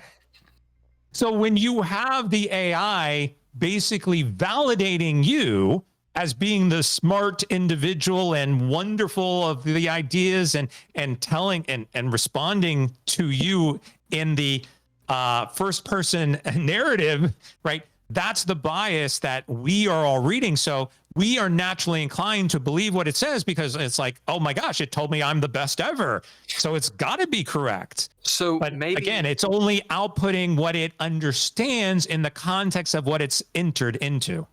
So maybe what can be summed up, not in totality, but something to be gleaned from this, because I also want to move to what Ken is doing because I think it's awesome, is AI is not a neutral party. That's correct. I can wholeheartily agree with that. Ken, what are you up to? Oh, I was just typing in, kind of, could I be the smartest person? Who's the smartest person? Just generic things like that, and seeing what you're talking AI to ChatGPT, right? Came up with, and I asked if I could be the smartest person, and ChatGPT said, absolutely, intelligence is not a fixed trait. It's something that you can cultivate over time. So I absolutely could be the smartest person. Thank you, world. Wow. How does it even know me? Have you used DeepSeek? DeepSeek is the one that took the model of ChatGPT. Basically, China model, it was like the China model. They did it for Chris, a lot less money and way faster. Have you used it at all, Chris? Yeah. It's interesting because you can do like the deep search and the web search. And granted, I don't know if they use the golden firewall, or the great firewall, but because it seems like it'd be very limiting. It's interesting because it shows you it's thinking, or it shows you, quote unquote, it's thinking. It's the illusion of thought. Right. It's amazing how you can manipulate somebody into thought by just putting ... Yeah. A lot of boomers do that in their emails. So I want to go from that bit of humor and comedy. Why do I hate realizing something is AI? Why do I absolutely, when I see it, why do I get that gut just hate? Why do I hate it so much? Because it's not authentic. I mean, really, that's what it boils down to. There's an emotional context where you prefer emotional, genuine, authentic conversations, and then when you discover it's not authentic, you get turned off. I mean, and we, again, also as society, we're dealing with this. Like every time you call customer support and it says press 1 to press 2, press 3, and you go in a circle and you get very frustrated. So all of those frustrations and all of this manipulation of conversation, and especially now, I actually did an interview for somebody in the book, and we were going through this process of using AI, and I asked a point blank question. I said, it's one thing if you're using AI to help you better understand your customers, but what would happen if your customer found out you were using AI for your conversations back and forth? And they said they probably wouldn't like it. I said, then why are you doing it? Right? Because that's it. We see that we are naturally having those emotional, reactions every time we find out. And again, it's partly because it's everywhere in the news. It's being shoved down our throats. We want authenticity and trust, and we lose all of that when it's generated by AI. Well, if you're having a normal conversation with someone and you realize that they are just regurgitating what your boss has told them to say, you get a very similar response, right? It's not genuine. Right. It's something it's a stock answer. Stapleton says, would it be better to ask questions like, how would a socially conservative evangelical person answer this question? Or how would a moderate coastal Democrat answer this? As in when you're talking to AI, etc. Give it an actual point of view to give to you, or to give you an answer from the context you understand. Oh yeah, absolutely. The more context you can place in your prompt, in your question, right? Some determining factors, some points of view, some structure. Like even if you said, hey, provide me with this point of view and do it in 10 words or less, right? You're giving it more kind of structure of how to respond, then the more accurate that response is. But that still doesn't mean that it's factually true. That just means that you're going to like what the response is because it's in the framework or the point of view that you've asked for. But, hate to be so blunt, but just because you believe it to be true doesn't make it true. Sorry. 30 years ago, 50 years ago, they used to say, well, it's all been done. Everything has already been done. Is anything authentic anymore? I mean, really? Does that... Do you think our conversation is authentic? I am AI, so, I'm actually not a real person at all. Here's another scenario. Have we had anything in our conversation that did you get anything new from talking to us over the last couple hours? I got a whole bunch of new bad jokes to use. But here's another scenario. There's a bunch of companies now that are playing with virtual AI interviews processes, like interviewees, right? Mm-hmm. So you've got an AI that calls you and says, hi, I'm with this company. I'm here to conduct your interview. And then you sit there and they proceed to ask you questions. And usually it's followed. These questions are followed by awkward pauses, like, tell me about the last time you worked in customer support. And then you answer, and then there's a pause, and then it's like, thank you for answering that. How would you, right? Anyway, you get the point. So I've seen those on, they make videos of that stuff and put them on. Yeah. How would you feel if an AI called you to conduct the interview for a job? How would you naturally feel about that? I would feel like I wasn't important. How would you feel about the company? How would you feel about the company who did it to you?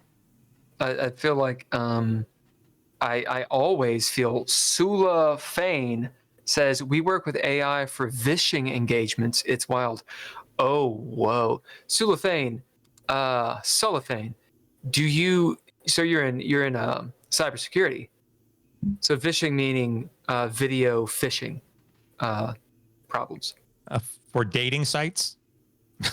Could be also that kind of phishing. And any kind of scam stuff. Yeah. Sula Fane says, you would feel like part of the system we are a part of. Voice phishing. Oh. Yeah. So if you agree to anything, like on that interview, you say yes or whatever. They've got us 100 times over because we stream live, and they could do us in virtual 3D. But anyway, again, the example is that we would naturally be turned off. And in most cases, we probably wouldn't want to work for the company, and we would feel devalued, and we would feel all these things because simply you didn't care enough to actually talk to me. Your argument could be, well, look, we're trying to just streamline this process and automate this process. Hey, the argument could even be, we do this so that we can have an interview with you in your own time zone remotely in the comfort of your own home without having to stress. Like whatever the case might be, most people would be turned off by this. And that's because of the lack of sincerity and the lack of authenticity in that conversation. Well, I'm turned off by the submitting a resume to a computer that I don't even get to, That's all part of the equation as well. Absolutely. But here's the thing, like when you go to, not that we go to the DMV, but let's say you go to the DMV, classic situation, whether it happens or not anymore. And you have a person who doesn't want to give you the time of day, right? and they are wasting their time and they're wasting your time, but at least they're getting paid for it. You know, these kinds of things. Or let's say you're in traffic, like that engagement, right? I'm not feeling valued, my time, etc. I don't know if that has to do with a company. I can't believe I'm defending companies right now, but I don't know if it has to do with the company devaluing you, right? Like, if there's 100,000 applicants, it doesn't make sense to have a person on payroll, being like, hey, do you feel good about yourself? Like, go through the LinkedIn bullshit, the weed out process, the bullshit. And then once they've cleared that out, they can actually talk to you, and it saves your time and it saves their time. I think there is an element there that makes sense, is what I'm trying to get at.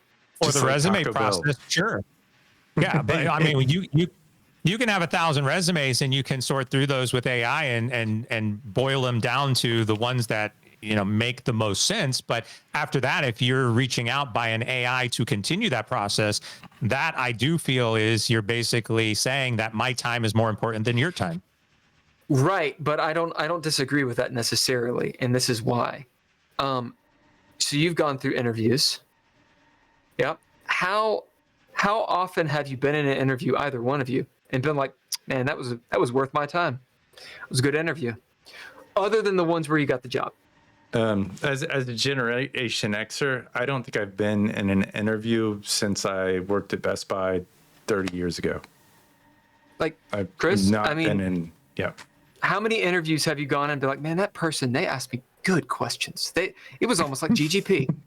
Like, dear God, they were good fucking questions. I feel like I gained something. How many times? Yeah, I mean, they're idiots. Not many. No, not They're many. idiots. Yeah, I tend to agree with you.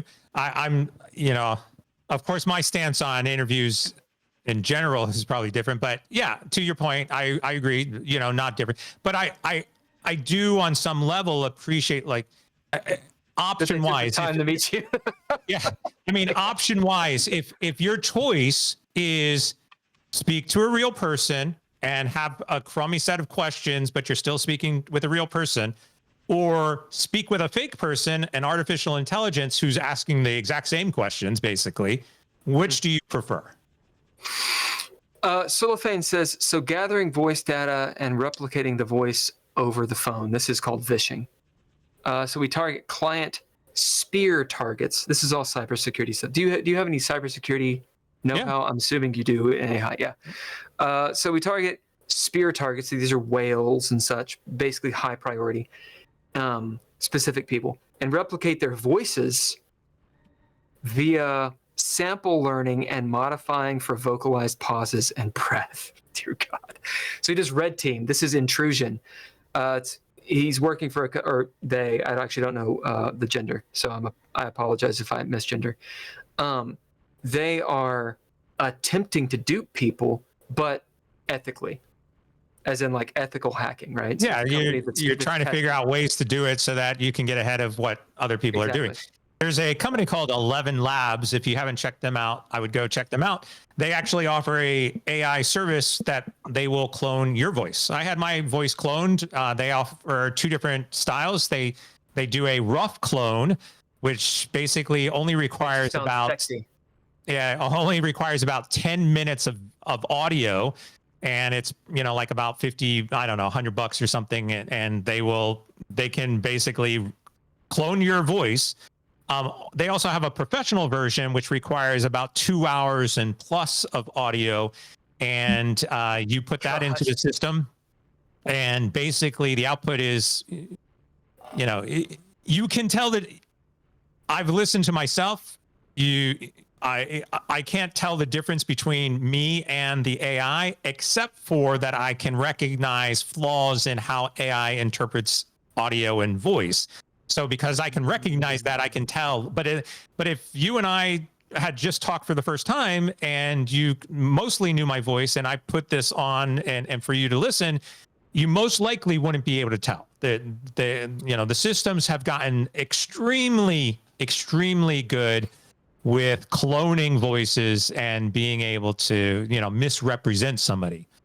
There's plenty of audio about me out there, or unique words. Or actually, those are not hard anymore either. Usually, where you find the flaws are in punctuation and sentence structure. So, I might here's a good example. Like if I say, hey, if you would like to learn more information, contact me at chris@chrishood.com. And I would end the sentence kind of flowing off. But what AI would do would be something more like, hey, thanks for getting in touch with me. If you would like to learn more, reach me at chrishood.com. And talk like somebody from California. Yeah. So the influctuations of different words and sentences at the end and towards and connectors, if you listen closely, you can tell, when it's AI generated. Well, and actually, Solfaing just said this, and I'm glad they did. The ums, the uhs, the pauses, the lip smacks, the things that are actually the imperfections. Mm-hmm. Also, I'm going to read it because they agree with me. Oh. Sullivan says, I agree with Bill. Utilizing it for AI for initial vetting is great in their opinion, but a part of hiring folks is gathering chemistry on the call, not just skill sets. Interesting. Chemistry.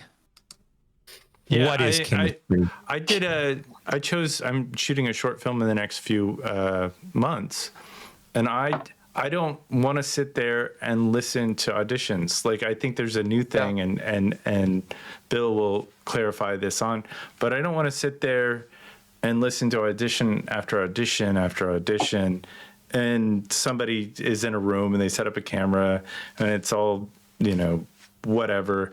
I would rather interview these people, and we don't have hundreds of thousands of people submitting. We have maybe 100 people submit. I want to take the time to sit there and talk to each of them and just see if our personalities connect, if we're, if I can trust them, and, if they kind of get the background or the history of the characters, because it seems like, for me and for our purpose, it would be better for the end result. Whereas if I was a business person, I would want to just not waste my time and presume that there were 100 actors, the 25 with the best resume who made it through the system are going to work, and then interview them from there, I guess is the way we're kind of thinking about this stuff. But you miss so much about context and history, and if they would even fit into your work environment. Yeah, absolutely. I mean, culture of a work environment is really the most critical part. I mean, when I conduct interviews, and I conduct a lot of interviews, I usually just skim the resume to determine, if I want to talk to them, if they've got mostly the right skill set. Also recognizing that most resumes are faked anyways. And then when you actually get into the conversation, I tend to not ask questions. I mean, I have a couple of open-ended basic questions, but really I ask them to ask me questions. And I can tell more about who they are and what they want and what they're interested in, and based on what they ask me about the company and what they want to know. If somebody comes and says, what's the salary, then I start to think, well, their primary interest is the salary and not the job. It's little things like that I can figure out, more from. Is that negative? No, not necessarily.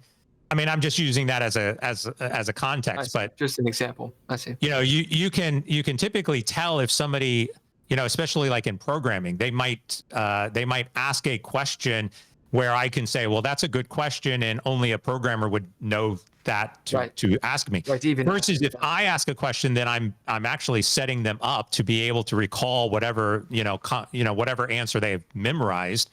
And then, if I ask a technical question, then I have to assume they probably have memorized this question, and that's why they can answer it. Versus they've asked me a question that I know they should know, right? So I think there's just subtle differences in that. But at the end of the day, you're hiring people for a cultural fit within an organization, as that being one of your first priorities. Your second priority is can they do the job? I was going to read some of these comments from Solofan because they're pretty direct. Ken, do you want to read any? No, go ahead. You got it. Okay. So chemistry is subjective, Solofan says.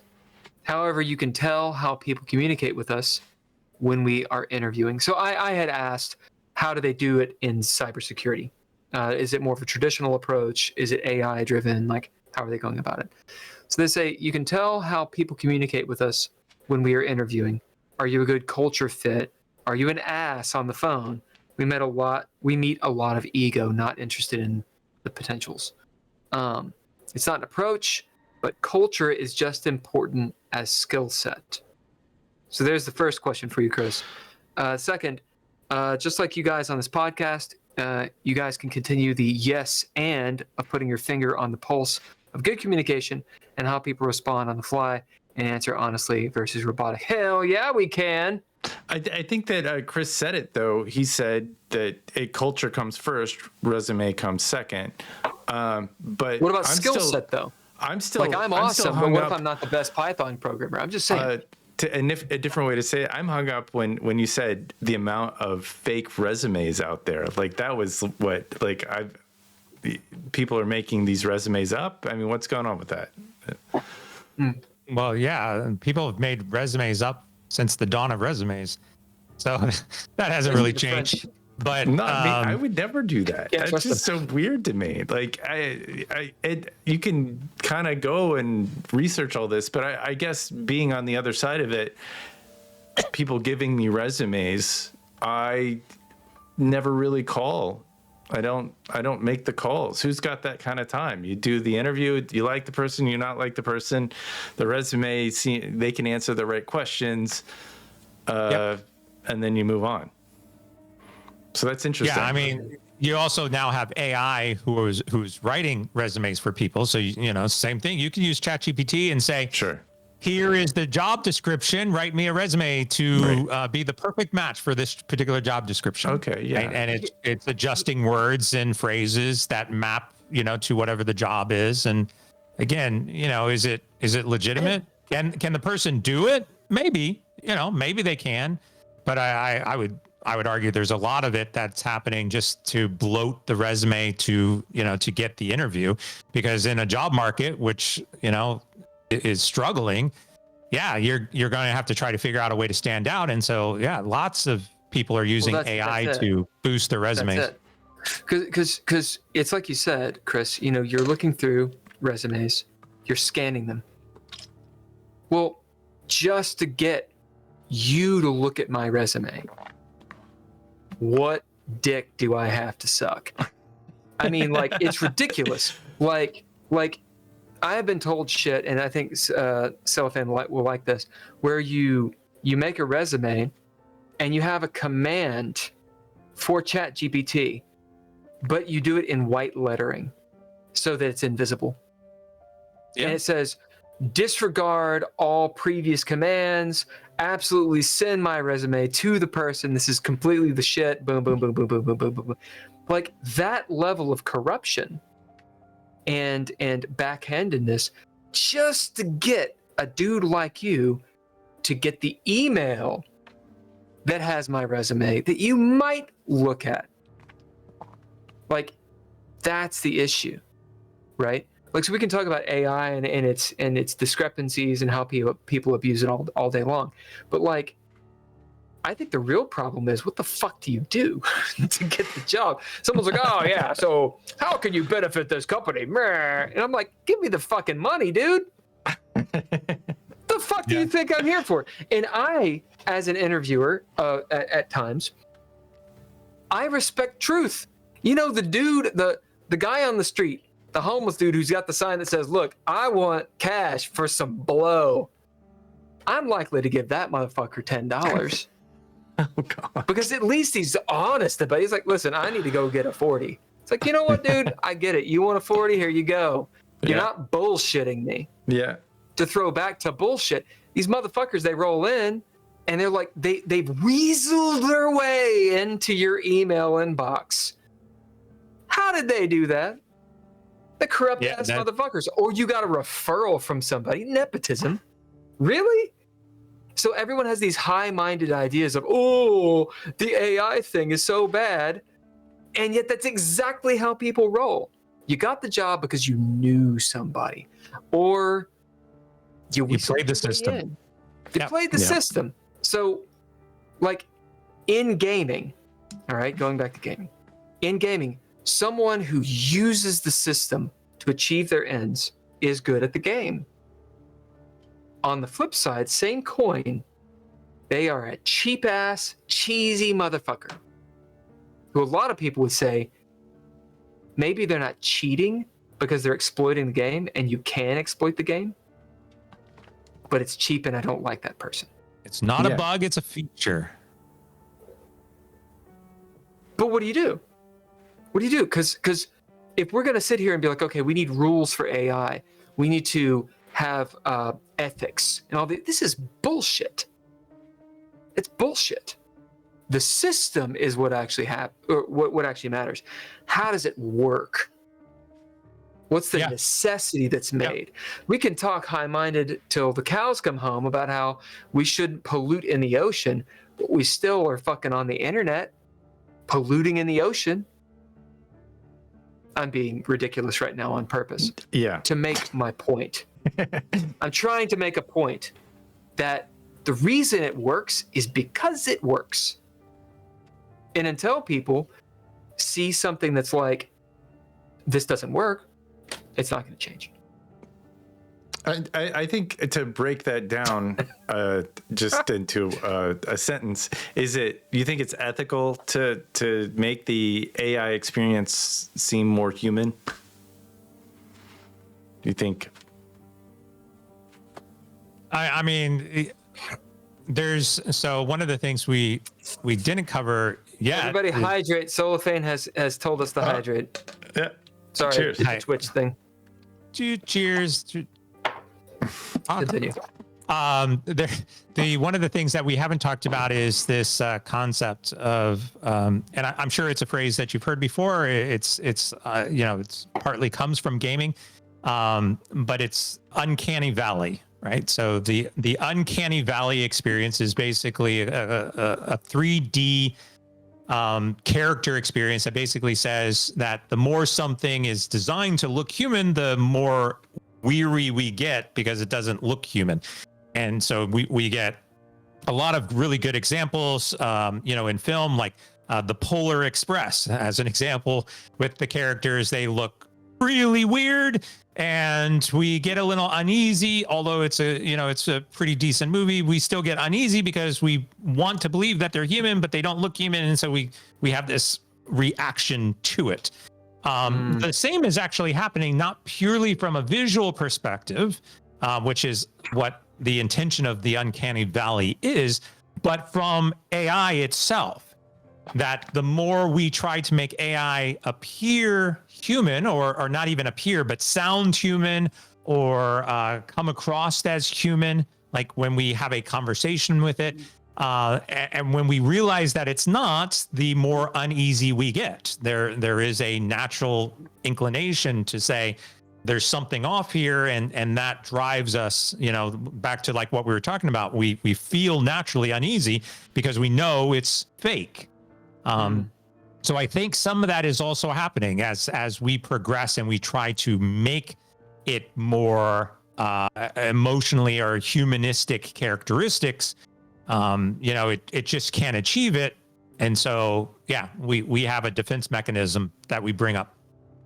It's to make AI human, it seems like a misstep to me. Like, AI is not human.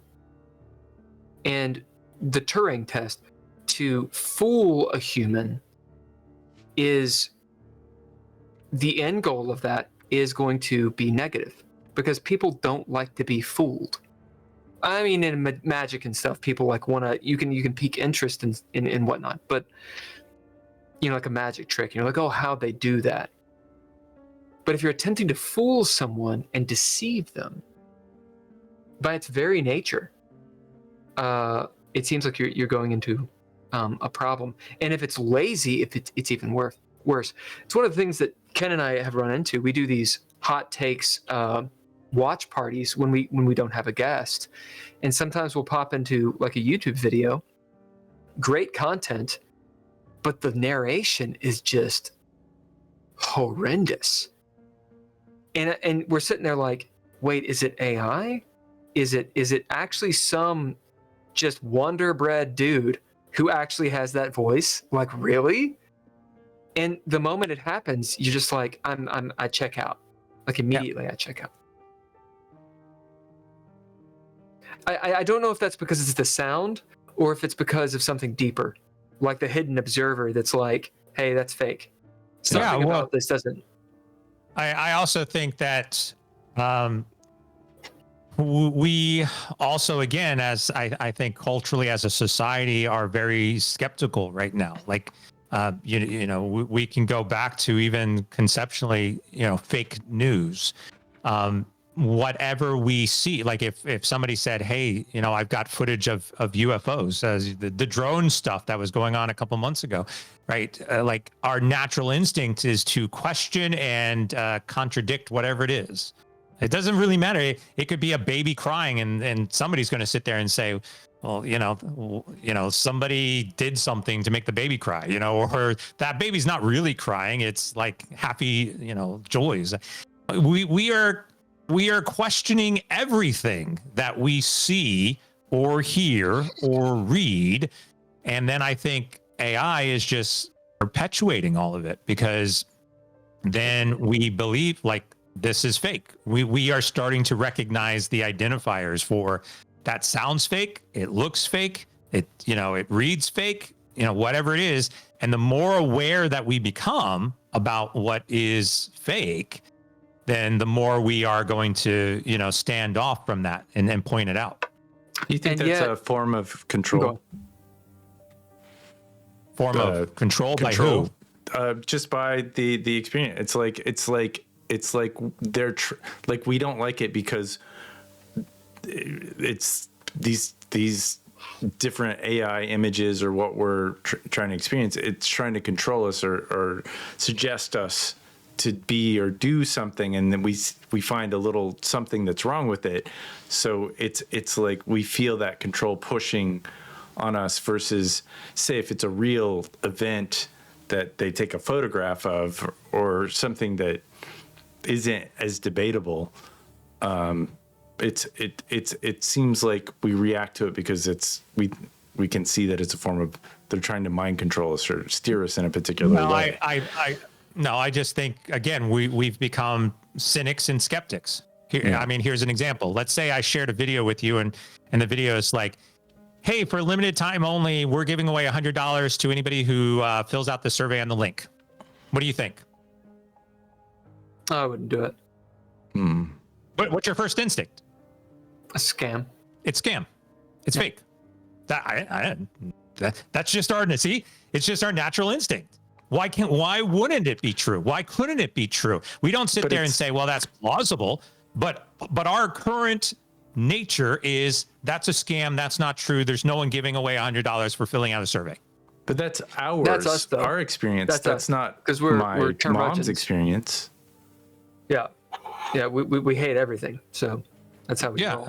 I mean, there's you could change the amount. If you said $10, then somebody might say it's not worth my time. Right. You know, you could say $100 and you could give it to, again, you could probably give it to 100 people and I don't know what the percentage is, but a good percentage of those people would say, this is a scam. I'm not doing it. You'd click it to see.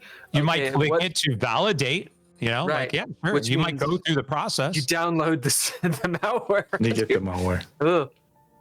But even if it wasn't that, like, if I said, hey, we go back to Taco Bell. Hey, I just read that Taco Bell is giving away, free tacos all day long. Would you believe that? From Taco Bell? Would you have Would you have to see an advertisement on Taco Bell's website that shows it? Like at what point in time do we just accept it? And I think, again, our natural human instincts as of right now, Well, it's like this, or it seems like this. Let's say you're walking through Total Wine, to find your bourbon, right? Because if you're not drinking bourbon, then what are you doing? Yeah. So you go into Total Wine, as you do, or Bevmo, if you're in California, Bevmo. And they've got samples, although they don't have samples at Bevmo that I've seen, but they do at Total Wine.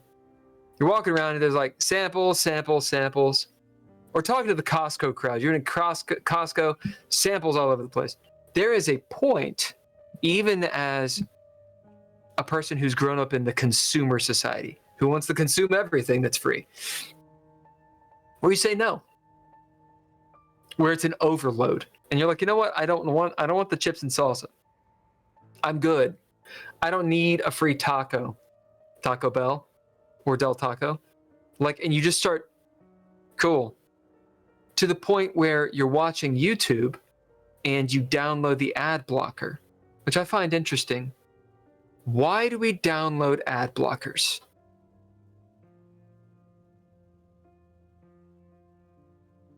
Gentlemen.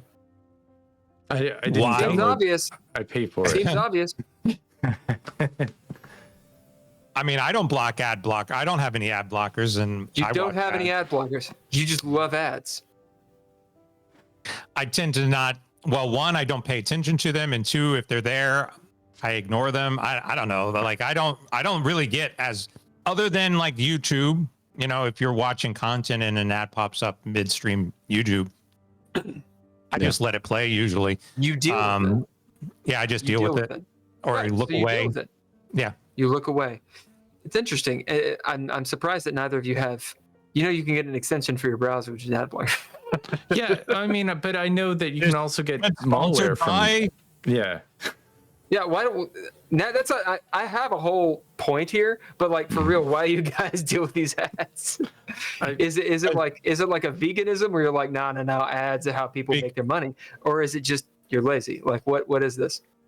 Because for me, I have been able to tune them out. I don't even, if you tell me when was the last time you watched an ad, I would be like, I have no idea. How very Gen Z of you. Yeah. Interesting. It's possible that, like I said, I know there's ads that pop up on YouTube. There's ads that pop up on different type of content. I know they're there. But I can't tell you what it was. I can't tell you how much there's a skip button. Even better, when I see it, I can't even tell you what the ad is. That's interesting. Cellophane says, I'm sure there are. I was talking in the chat about cybersecurity crap. Ads contain trackers, often on social media and streams. Sullivan says, get ad blockers, dudes. And I agree, because I do cybersecurity as well. I pay for ads for my book. They've done pretty well for me. I've made money because of them. I want to talk to you about that, but for personal reasons. They work, clearly, but no, like I said, I tune them out. I don't even really care. They don't mean anything to me. Okay, there's a thing there that I want to talk about. I'm going to say it really quick. You pay for ads, and yet you're a person that ignores ads. Okay. Yep. People used to pay for no ads. No one ever buys something because of a commercial anymore. That's what Cellophane says. So, yeah, I think that's a great segue. You have people like myself who I tighten down everything. Nothing gets in. Although I will say, ad block extensions, they can monitor even private stuff. But where I was going with all of that is, ostensibly, you're being tracked. What you would want to buy is what Google is doing. And that's the content it's shoving at you. So it seems like you would want to watch the ads because it's stuff that you potentially could use. You smirk. I do too. I shut that shit down. I don't look at it at all. For the average person, maybe true, but not for me. you know, because you're being manipulated. Yeah. Right? First off, I can make my own decisions, and two, most likely anything that it's recommending to me is what I'm looking at in the moment and not what I really care about. And three, like Google, you can change your preference so that, you know, you can turn that on and off. And tracking is the least of my worries in internet. Like, I'm all over the internet. Like, you want to track me? That's whatever. Have at it. That's the least of my concerns on the internet right now. Same thing with privacy. Like, most of my information is actually publicly available. You know, I do my best to kind of try to, you know, block most of that. Work on that SEO. But you know, like a good example is like your social security number. Like, how many times somebody has contacted me and said, hey, we've got, you know, a privacy protection and we can monitor your social security for blah, blah, blah, blah, blah, blah, blah, blah, blah, blah. Well, that's like, so what? What are they going to do with it? Like, you want to try to do an identity theft of me? You know, you can have at it, but I also know enough that I can block you and probably, you know, convert it pretty quickly. But I'm also extremely tech savvy, and I'm well aware of all of the things that are happening behind the scenes, and I know, you know, roughly what to do and not to do, and when to do it and not to do it. You know, I mean, I'm not your typical kind of user of the internet. So for me, like I said, advertising or whatnot, it's just a thing. It's like a piece, as in John Wick, it's like Equalizer. It's like a little lint, you know, it's like that little piece of lint. I just flush it off. It means nothing to me. But I think Sullivan says we should all use DuckDuckGo. Yeah. As a browser, because it's pretty good. Go on. I think you said a lot when you said, and this is something that we don't do on our podcast, but when you pay for a little bit of advertising, you get more exposure. The algorithm lets you in to the zeitgeist a little bit, and you get some exposure. I mean, you can do what I guess you could grind. We're grinding.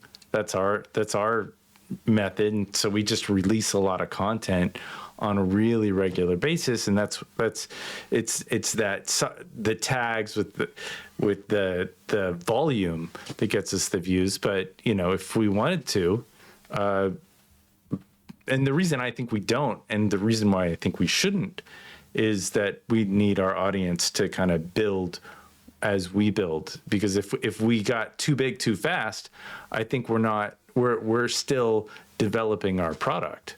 So yeah. We would get in front of a lot of people, and those people would say, "Who the fuck are these guys? You know, why are they doing? You know, they're not Joe Rogan. They're not as funny." And I don't agree with that. Okay, I think we're funny. just as funny as Joe Rogan. I think we do just as many fact checks. I like Joe Rogan. Yeah, I don't. But I mean, that's not the point. I do, the and he's point funny. But we're just as funny as Joe Rogan. But you can like him, and I can not like him, and we can all be in that world. But there is, if you have a product that you want to sell, you got to pay to get it out there, and that's the algorithm that works for because people do want to consume stuff that's interesting. So paying for ads, from what I understand, and I've published a few books, tabletop role-playing games. Dreadlore is one of them, as well as Falling Asleep, which is a short story. I paid for lots of ads. You know, a few $100s of ads, and nothing. These are good books. So your experience with paying for ads, in what way, since you are tech savvy and since you know how marketing works, in what way do you leverage it? Because you can just give Jeff Bezos your money, and that doesn't mean you're going to make any money. That's correct. Right? Just doing ads doesn't do shit. Yeah, so how do you leverage that? Right, but it's in the mindset of what is an ad for, and I think that's you know, you touched on a little bit, which is what you're really paying for is the exposure and the awareness, the recognition of your product, not for an actual sale of the product. Now, I can guarantee you there's probably 1,000 people out there who do this for a living who will drastically disagree with me that you're obviously paying, and that's why there's whole analytics and stats in there that show like how much you've paid for an ad and how much you've generated in sale, and then what's your conversion rate, and so that you can see what's the cost per sale, and all of those things are baked into the analytics. But in reality, if I got more people to my website and built an awareness, and somebody said, hey, I'm not buying this book, but you might be interested in this book, or just got me enough awareness so that I could generate other types of deals, consultation, speaking gigs, things like that. Well, I don't necessarily care if they buy the book or not. Like the awareness itself is of value, right? Getting my name in lights, so to speak, is the value. And I'll give you an example of this. I make more money off of my book based on speaking engagements than I ever will make actually on the book itself. I make roughly 67 cents per book sale. I've probably sold over 1,000 books. Right. Yeah. On Amazon, but my book's on other platforms as well. You can go to Barnes and Noble and buy the book.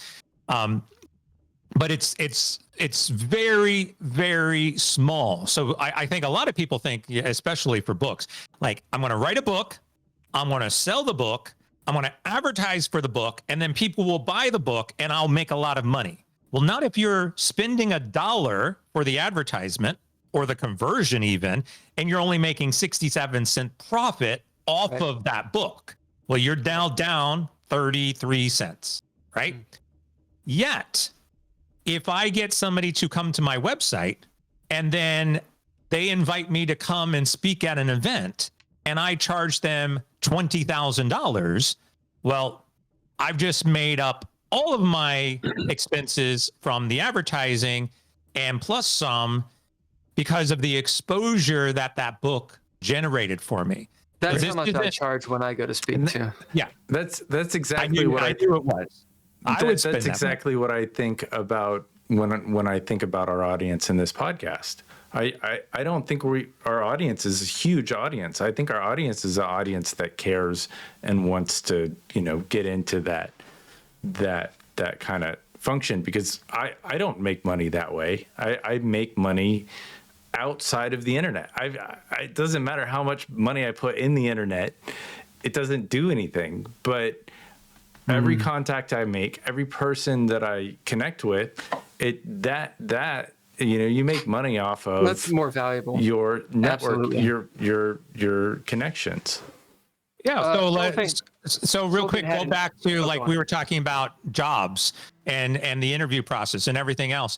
What if you have these episodes out there and you put on your resume like host of this really cool podcast, and then somebody comes and they look at the podcast and they're like, holy crap, yeah, I've heard about this podcast, I want to invite this guy in for an interview. Like that indirect or even direct correlation between the work that you're doing, like in the podcast, that can materialize in other areas of your life is what you want to achieve. Sometimes people think about it too literally. I need to have more listeners. No, you need to get more exposure in order for you to get more recognition to then generate more listeners. And that's the difference. Well, our whole deal is we're very candid and honest, which can screw you over. Solothane, really quick for the comments. It says, paying for social media ad rotation seems to be the best catalyst these days. YouTube ads, etc. Commercials on streams and music, not so much, in my opinion. Okay. He asks you this question, Chris. What catalyst has Chris seen the most exposure from? So, for example, ad rotation on what platform, YouTube, etc., etc., etc. It just depends. It all depends on what you're doing. So if I'm doing a book, advertising on Amazon obviously makes a lot of sense. I did do some advertising on Facebook, but the amount of traffic that I got and probably the amount of sales that I got from Facebook to Amazon was limited. I got way more traction advertising directly on Amazon for, the platform that the book is on. So that's, as an example. I've done podcasts before. I've had my own podcast. I've done podcasts in the past. And as an example, that type of advertising was also, it's a business podcast. So I'll advertise on LinkedIn because I'm looking for business people to listen to that podcast. So you usually have to take what are you trying to achieve? What's the product? What are you trying to achieve? Who is your target demographic? And then try to, promote yourself on those types of platforms. I was hoping I could just throw money at something and it work. Cellophane asked, has AI helped with any of that? No. AI advertising sucks as much as other AI things. Actually, so quick example of this. I was getting hit up by Paramount. So Paramount actually has a new advertising platform. And they are trying to, just like, Google ads or anybody else. But what they are doing is they're putting ads in front of all of their TV shows. And they're doing it on either live TV or streaming TV or whatever. So theoretically, if you wanted to be in front of a Star Trek episode, you could go pay for the ads and it would appear in front of streaming, before Star Trek. So I log in, I create an account, and I go through the process, and it gives you an option. Do you want to upload your advertisement, or we've got a new AI generated advertising solution? And I'm like, oh, cool, let's play with it. So it asked me for basically the website that I want the advertisement to go to, like if you click this, where is it going to take you? And the advertisement for my brand and identity, which happens to have been the same. I wanted it to go to my website and I wanted it to use my brand identity. It scans the website for about, I think it scanned for about a minute. It pulled off various images. It took the text from my website. It then created a script. LLM created a script, 30 seconds. It pulled images off. And then it used an AI voice to read the script. And then it created a little video with, images from my site kind of flying around and saying, and contact Chris Hood now at, blah, blah, blah, blah.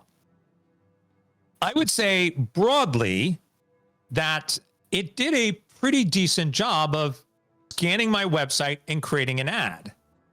But the ad sucked so much that there's no way in hell that I would have used it, right? And so, there's this difference between it was a very good use case where it could scan a website, pull images, create a text, read it with an AI voice, produce a video, and it did it all within like a minute. That's actually pretty impressive. Yep. But the quality and the brand and my strategy and what I would like to present to the world, I would never be caught dead actually publishing that advertisement. That's interesting. Can I push back on that just a little bit? Please, yeah. So that goes exactly against the model that I've kind of created for what we do. Of course, we're dealing with a lot more content. What you're talking about is you want an ad that is polished and really good and has a flow and a vibe, and a commercial basically that does this, but AI did it poorly in a few seconds. Whereas we're doing hours. I mean, we're at hour 3. We should start wrapping up this thing sometime soon or at some point. I mean, we can go for 7 hours. It doesn't matter to me. But what I use AI to cut short form for us because I just don't have the time, and it doesn't do as good of a job as I would do. But my only goal is to get some snippets out of of this and that of what we say. It doesn't matter what it looks like. It doesn't matter if it's good or bad. It just matters that we connect on some kind of topic. I don't even listen to what the AI comes up with before it gets. Is it good?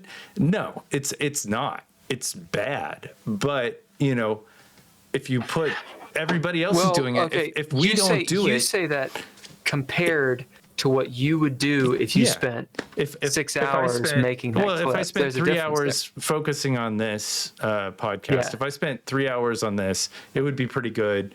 We'd have some AI shorts, but we'd get the same amount of views. We'd get the 500 views a day. If I did it, or we might get an occasional 2,000 views. Well, Occasionally, you might get that 2,000 views, but the thing is like the amount of time you save. Yeah, the time I save, and the fact that it takes burnout. Yeah, I mean, there's an opportunity cost. We're getting back into resources. Yeah, like there's an element there of leveraging AI to get what you need, right? But you care deeply about this book. Go ahead. I'm sorry. No. I interrupted you.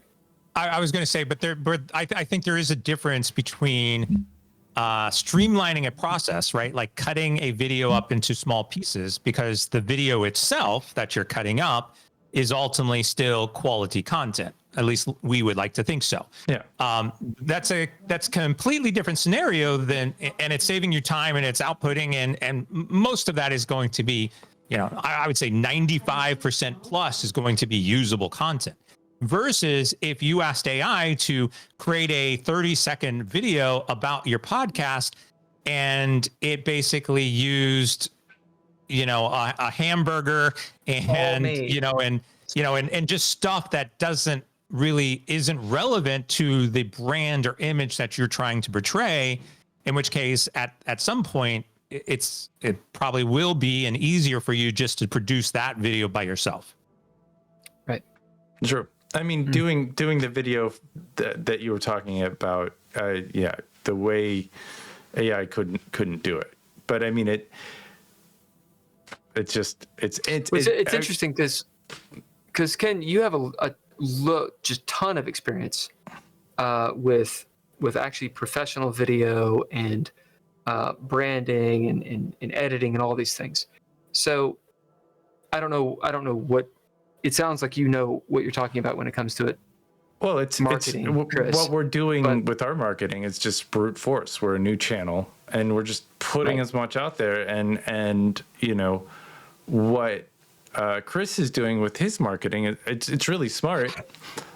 He's elevating he's branding. You're branding. You've created something that is very intentional and targeted, and that has a very niche market. It's not about trying to connect with as many people.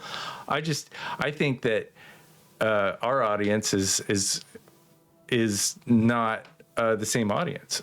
His audience are very skilled individuals, of people who want to know more about and I'm not saying that our audience isn't very skilled, but it's just a different. Yeah, we know who our people are. Okay. Yeah, but look, I've got a lot of different things that I do, right? So I write, I speak, business, customer centric stuff, AI stuff, but I've got a huge gaming segment. Like I would argue that each one of those kind of personas is a different audience, a different persona, a different type of mindset, a different way that I would strategically talk to them, like so on. But it still kind of centralizes around me, right? Do you do tabletop role-playing games and such? Yeah. I do video games. I've got a video game company. I mean, we're working on a PC title right now, that mobile game and PC title, that we want to release this year, in the next couple of months. You definitely need to come back and talk to us about that. Yeah, you're doing mobile games. Video games, a whole thing. What about tabletop role-playing games, like for lack of a better word, Dungeons and Dragons? Dungeons and Dragons. I got a huge round table downstairs that I bought. It's literally a round table, and it's huge, and I bought it simply so that I could play on the round table. Yeah, and have you branched out? Have you grown up? No. D&D. I mean, I have played. I have played various. Like I haven't, in my past, I've played Warhammer, and in the past, I've played some of the Star Wars tabletops. Sure. In the past, I'll always go back to even board games like Monopoly and Clue. We pretty much need to get you on the stream playing Cursed. Yeah, I'm totally open to any new game. Like I like games. Yeah, I mean, if you like stories and mechanics making sense, then I think you should join. But if you like D&D, then maybe not. Listen, D&D is fine. Dungeons and Dragons is fine. It's just that people are used to it. It's like people that drink Miller High Life, and you're like, listen, I understand that you really like Miller High Life. Okay, I get it. But there are other beers. There are other things. Yeah. We're not gonna get any Miller High Life sponsorship now. Thanks. Jeez. Isn't that the champagne of beers? Am I wrong about that? I think, yeah, it's definitely champagne. It's like their slogan. I don't know. It's one of them. You guys don't drink. It's fine. I don't know. Anyway, Chris, we love what you brought. Yeah, you brought it. You came hard. Normally we're rolling 45 minutes. We're like, all right. Now what else are we going to talk about? Yeah. But 3 hours is pretty good. I think we could go for another 2, and we normally would, but I have to get a flu shot and I don't know, stop drinking alcohol. So we'd like to leave the last word with you, barring Ken. Do you have any other questions? I mean, I'd like Bill said, I could probably go for a while, but I think I feel smarter. Less is sometimes more. I think if we could get you on for a game, that would be a lot of fun. Because we do a lot of indie games, we do a lot of just kind of random stuff. With the trying out new systems. I write systems and Especially what are you guys playing right now? Dungeon crawl. So currently we're playing a game called Cursed. One of my buddies who's a game creator and a philosopher, like a published philosopher, really into the game system theory type stuff. We were working on a game, and through one of our conversations, I made one called Cursed. Long and short of it, it is free. And the long and short of it is, the system is supposed to promote player engagement. So the game that I published is called Dreadlore, and it's supposed to be a cooperative storytelling game that promotes player agency. And it does that very well, but there's some crunch to it. There's some complexity. So with Cursed, it was this idea of, maybe less is more, like Ken said, that it's going against the tyranny of choice. So you have, I can explain it later. Main idea is there's a regimented way you play. You've got the world, where it's open world, you can do what you need. There's a little bit of mechanics, but by and large, it's free form. If you want, as a player, to have more control of the mechanics, like direct control, you go into a round. And we've been playtesting this. It's a high fantasy setting called Craster, and think Final Fantasy. There's technology that's old, that nobody understands anymore. There's a little bit of magic. Sword and sorcery, Conan type stuff. So, yeah, that's the current game that we're playing. Yeah, awesome. Yeah, we'd love you to join campaign 2, which will happen soon. Anyway, right. Do you have a last thought or joke, comment? Joke, anecdote, expression, if you just want to promote your stuff, etc. Yeah, no, I mean, usually if, just leave if people want to reach out to me or connect or follow or whatever, you can get to my website, chrishood.com, or on there you can find links for my book and my social media profiles and learn about me, my blog, my podcast, all my work. Where you're speaking next? I'm speaking next in Las Vegas, and that's for a small group of executives. Nothing overly exciting, but it should be fun. They want to learn about AI as well. So, but yeah, that's it. Find me, chrishood.com. Nice. All right. Thank you very much, sir. Can you want to lead us out? Yeah. What you have been experiencing the last 3-4 hours, the last 10 hours is something that we do every Thursday at exactly 3 p.m. called the Geeky Gamer Podcast. Give us money at our Patreon, Geeky Gamer Podcast.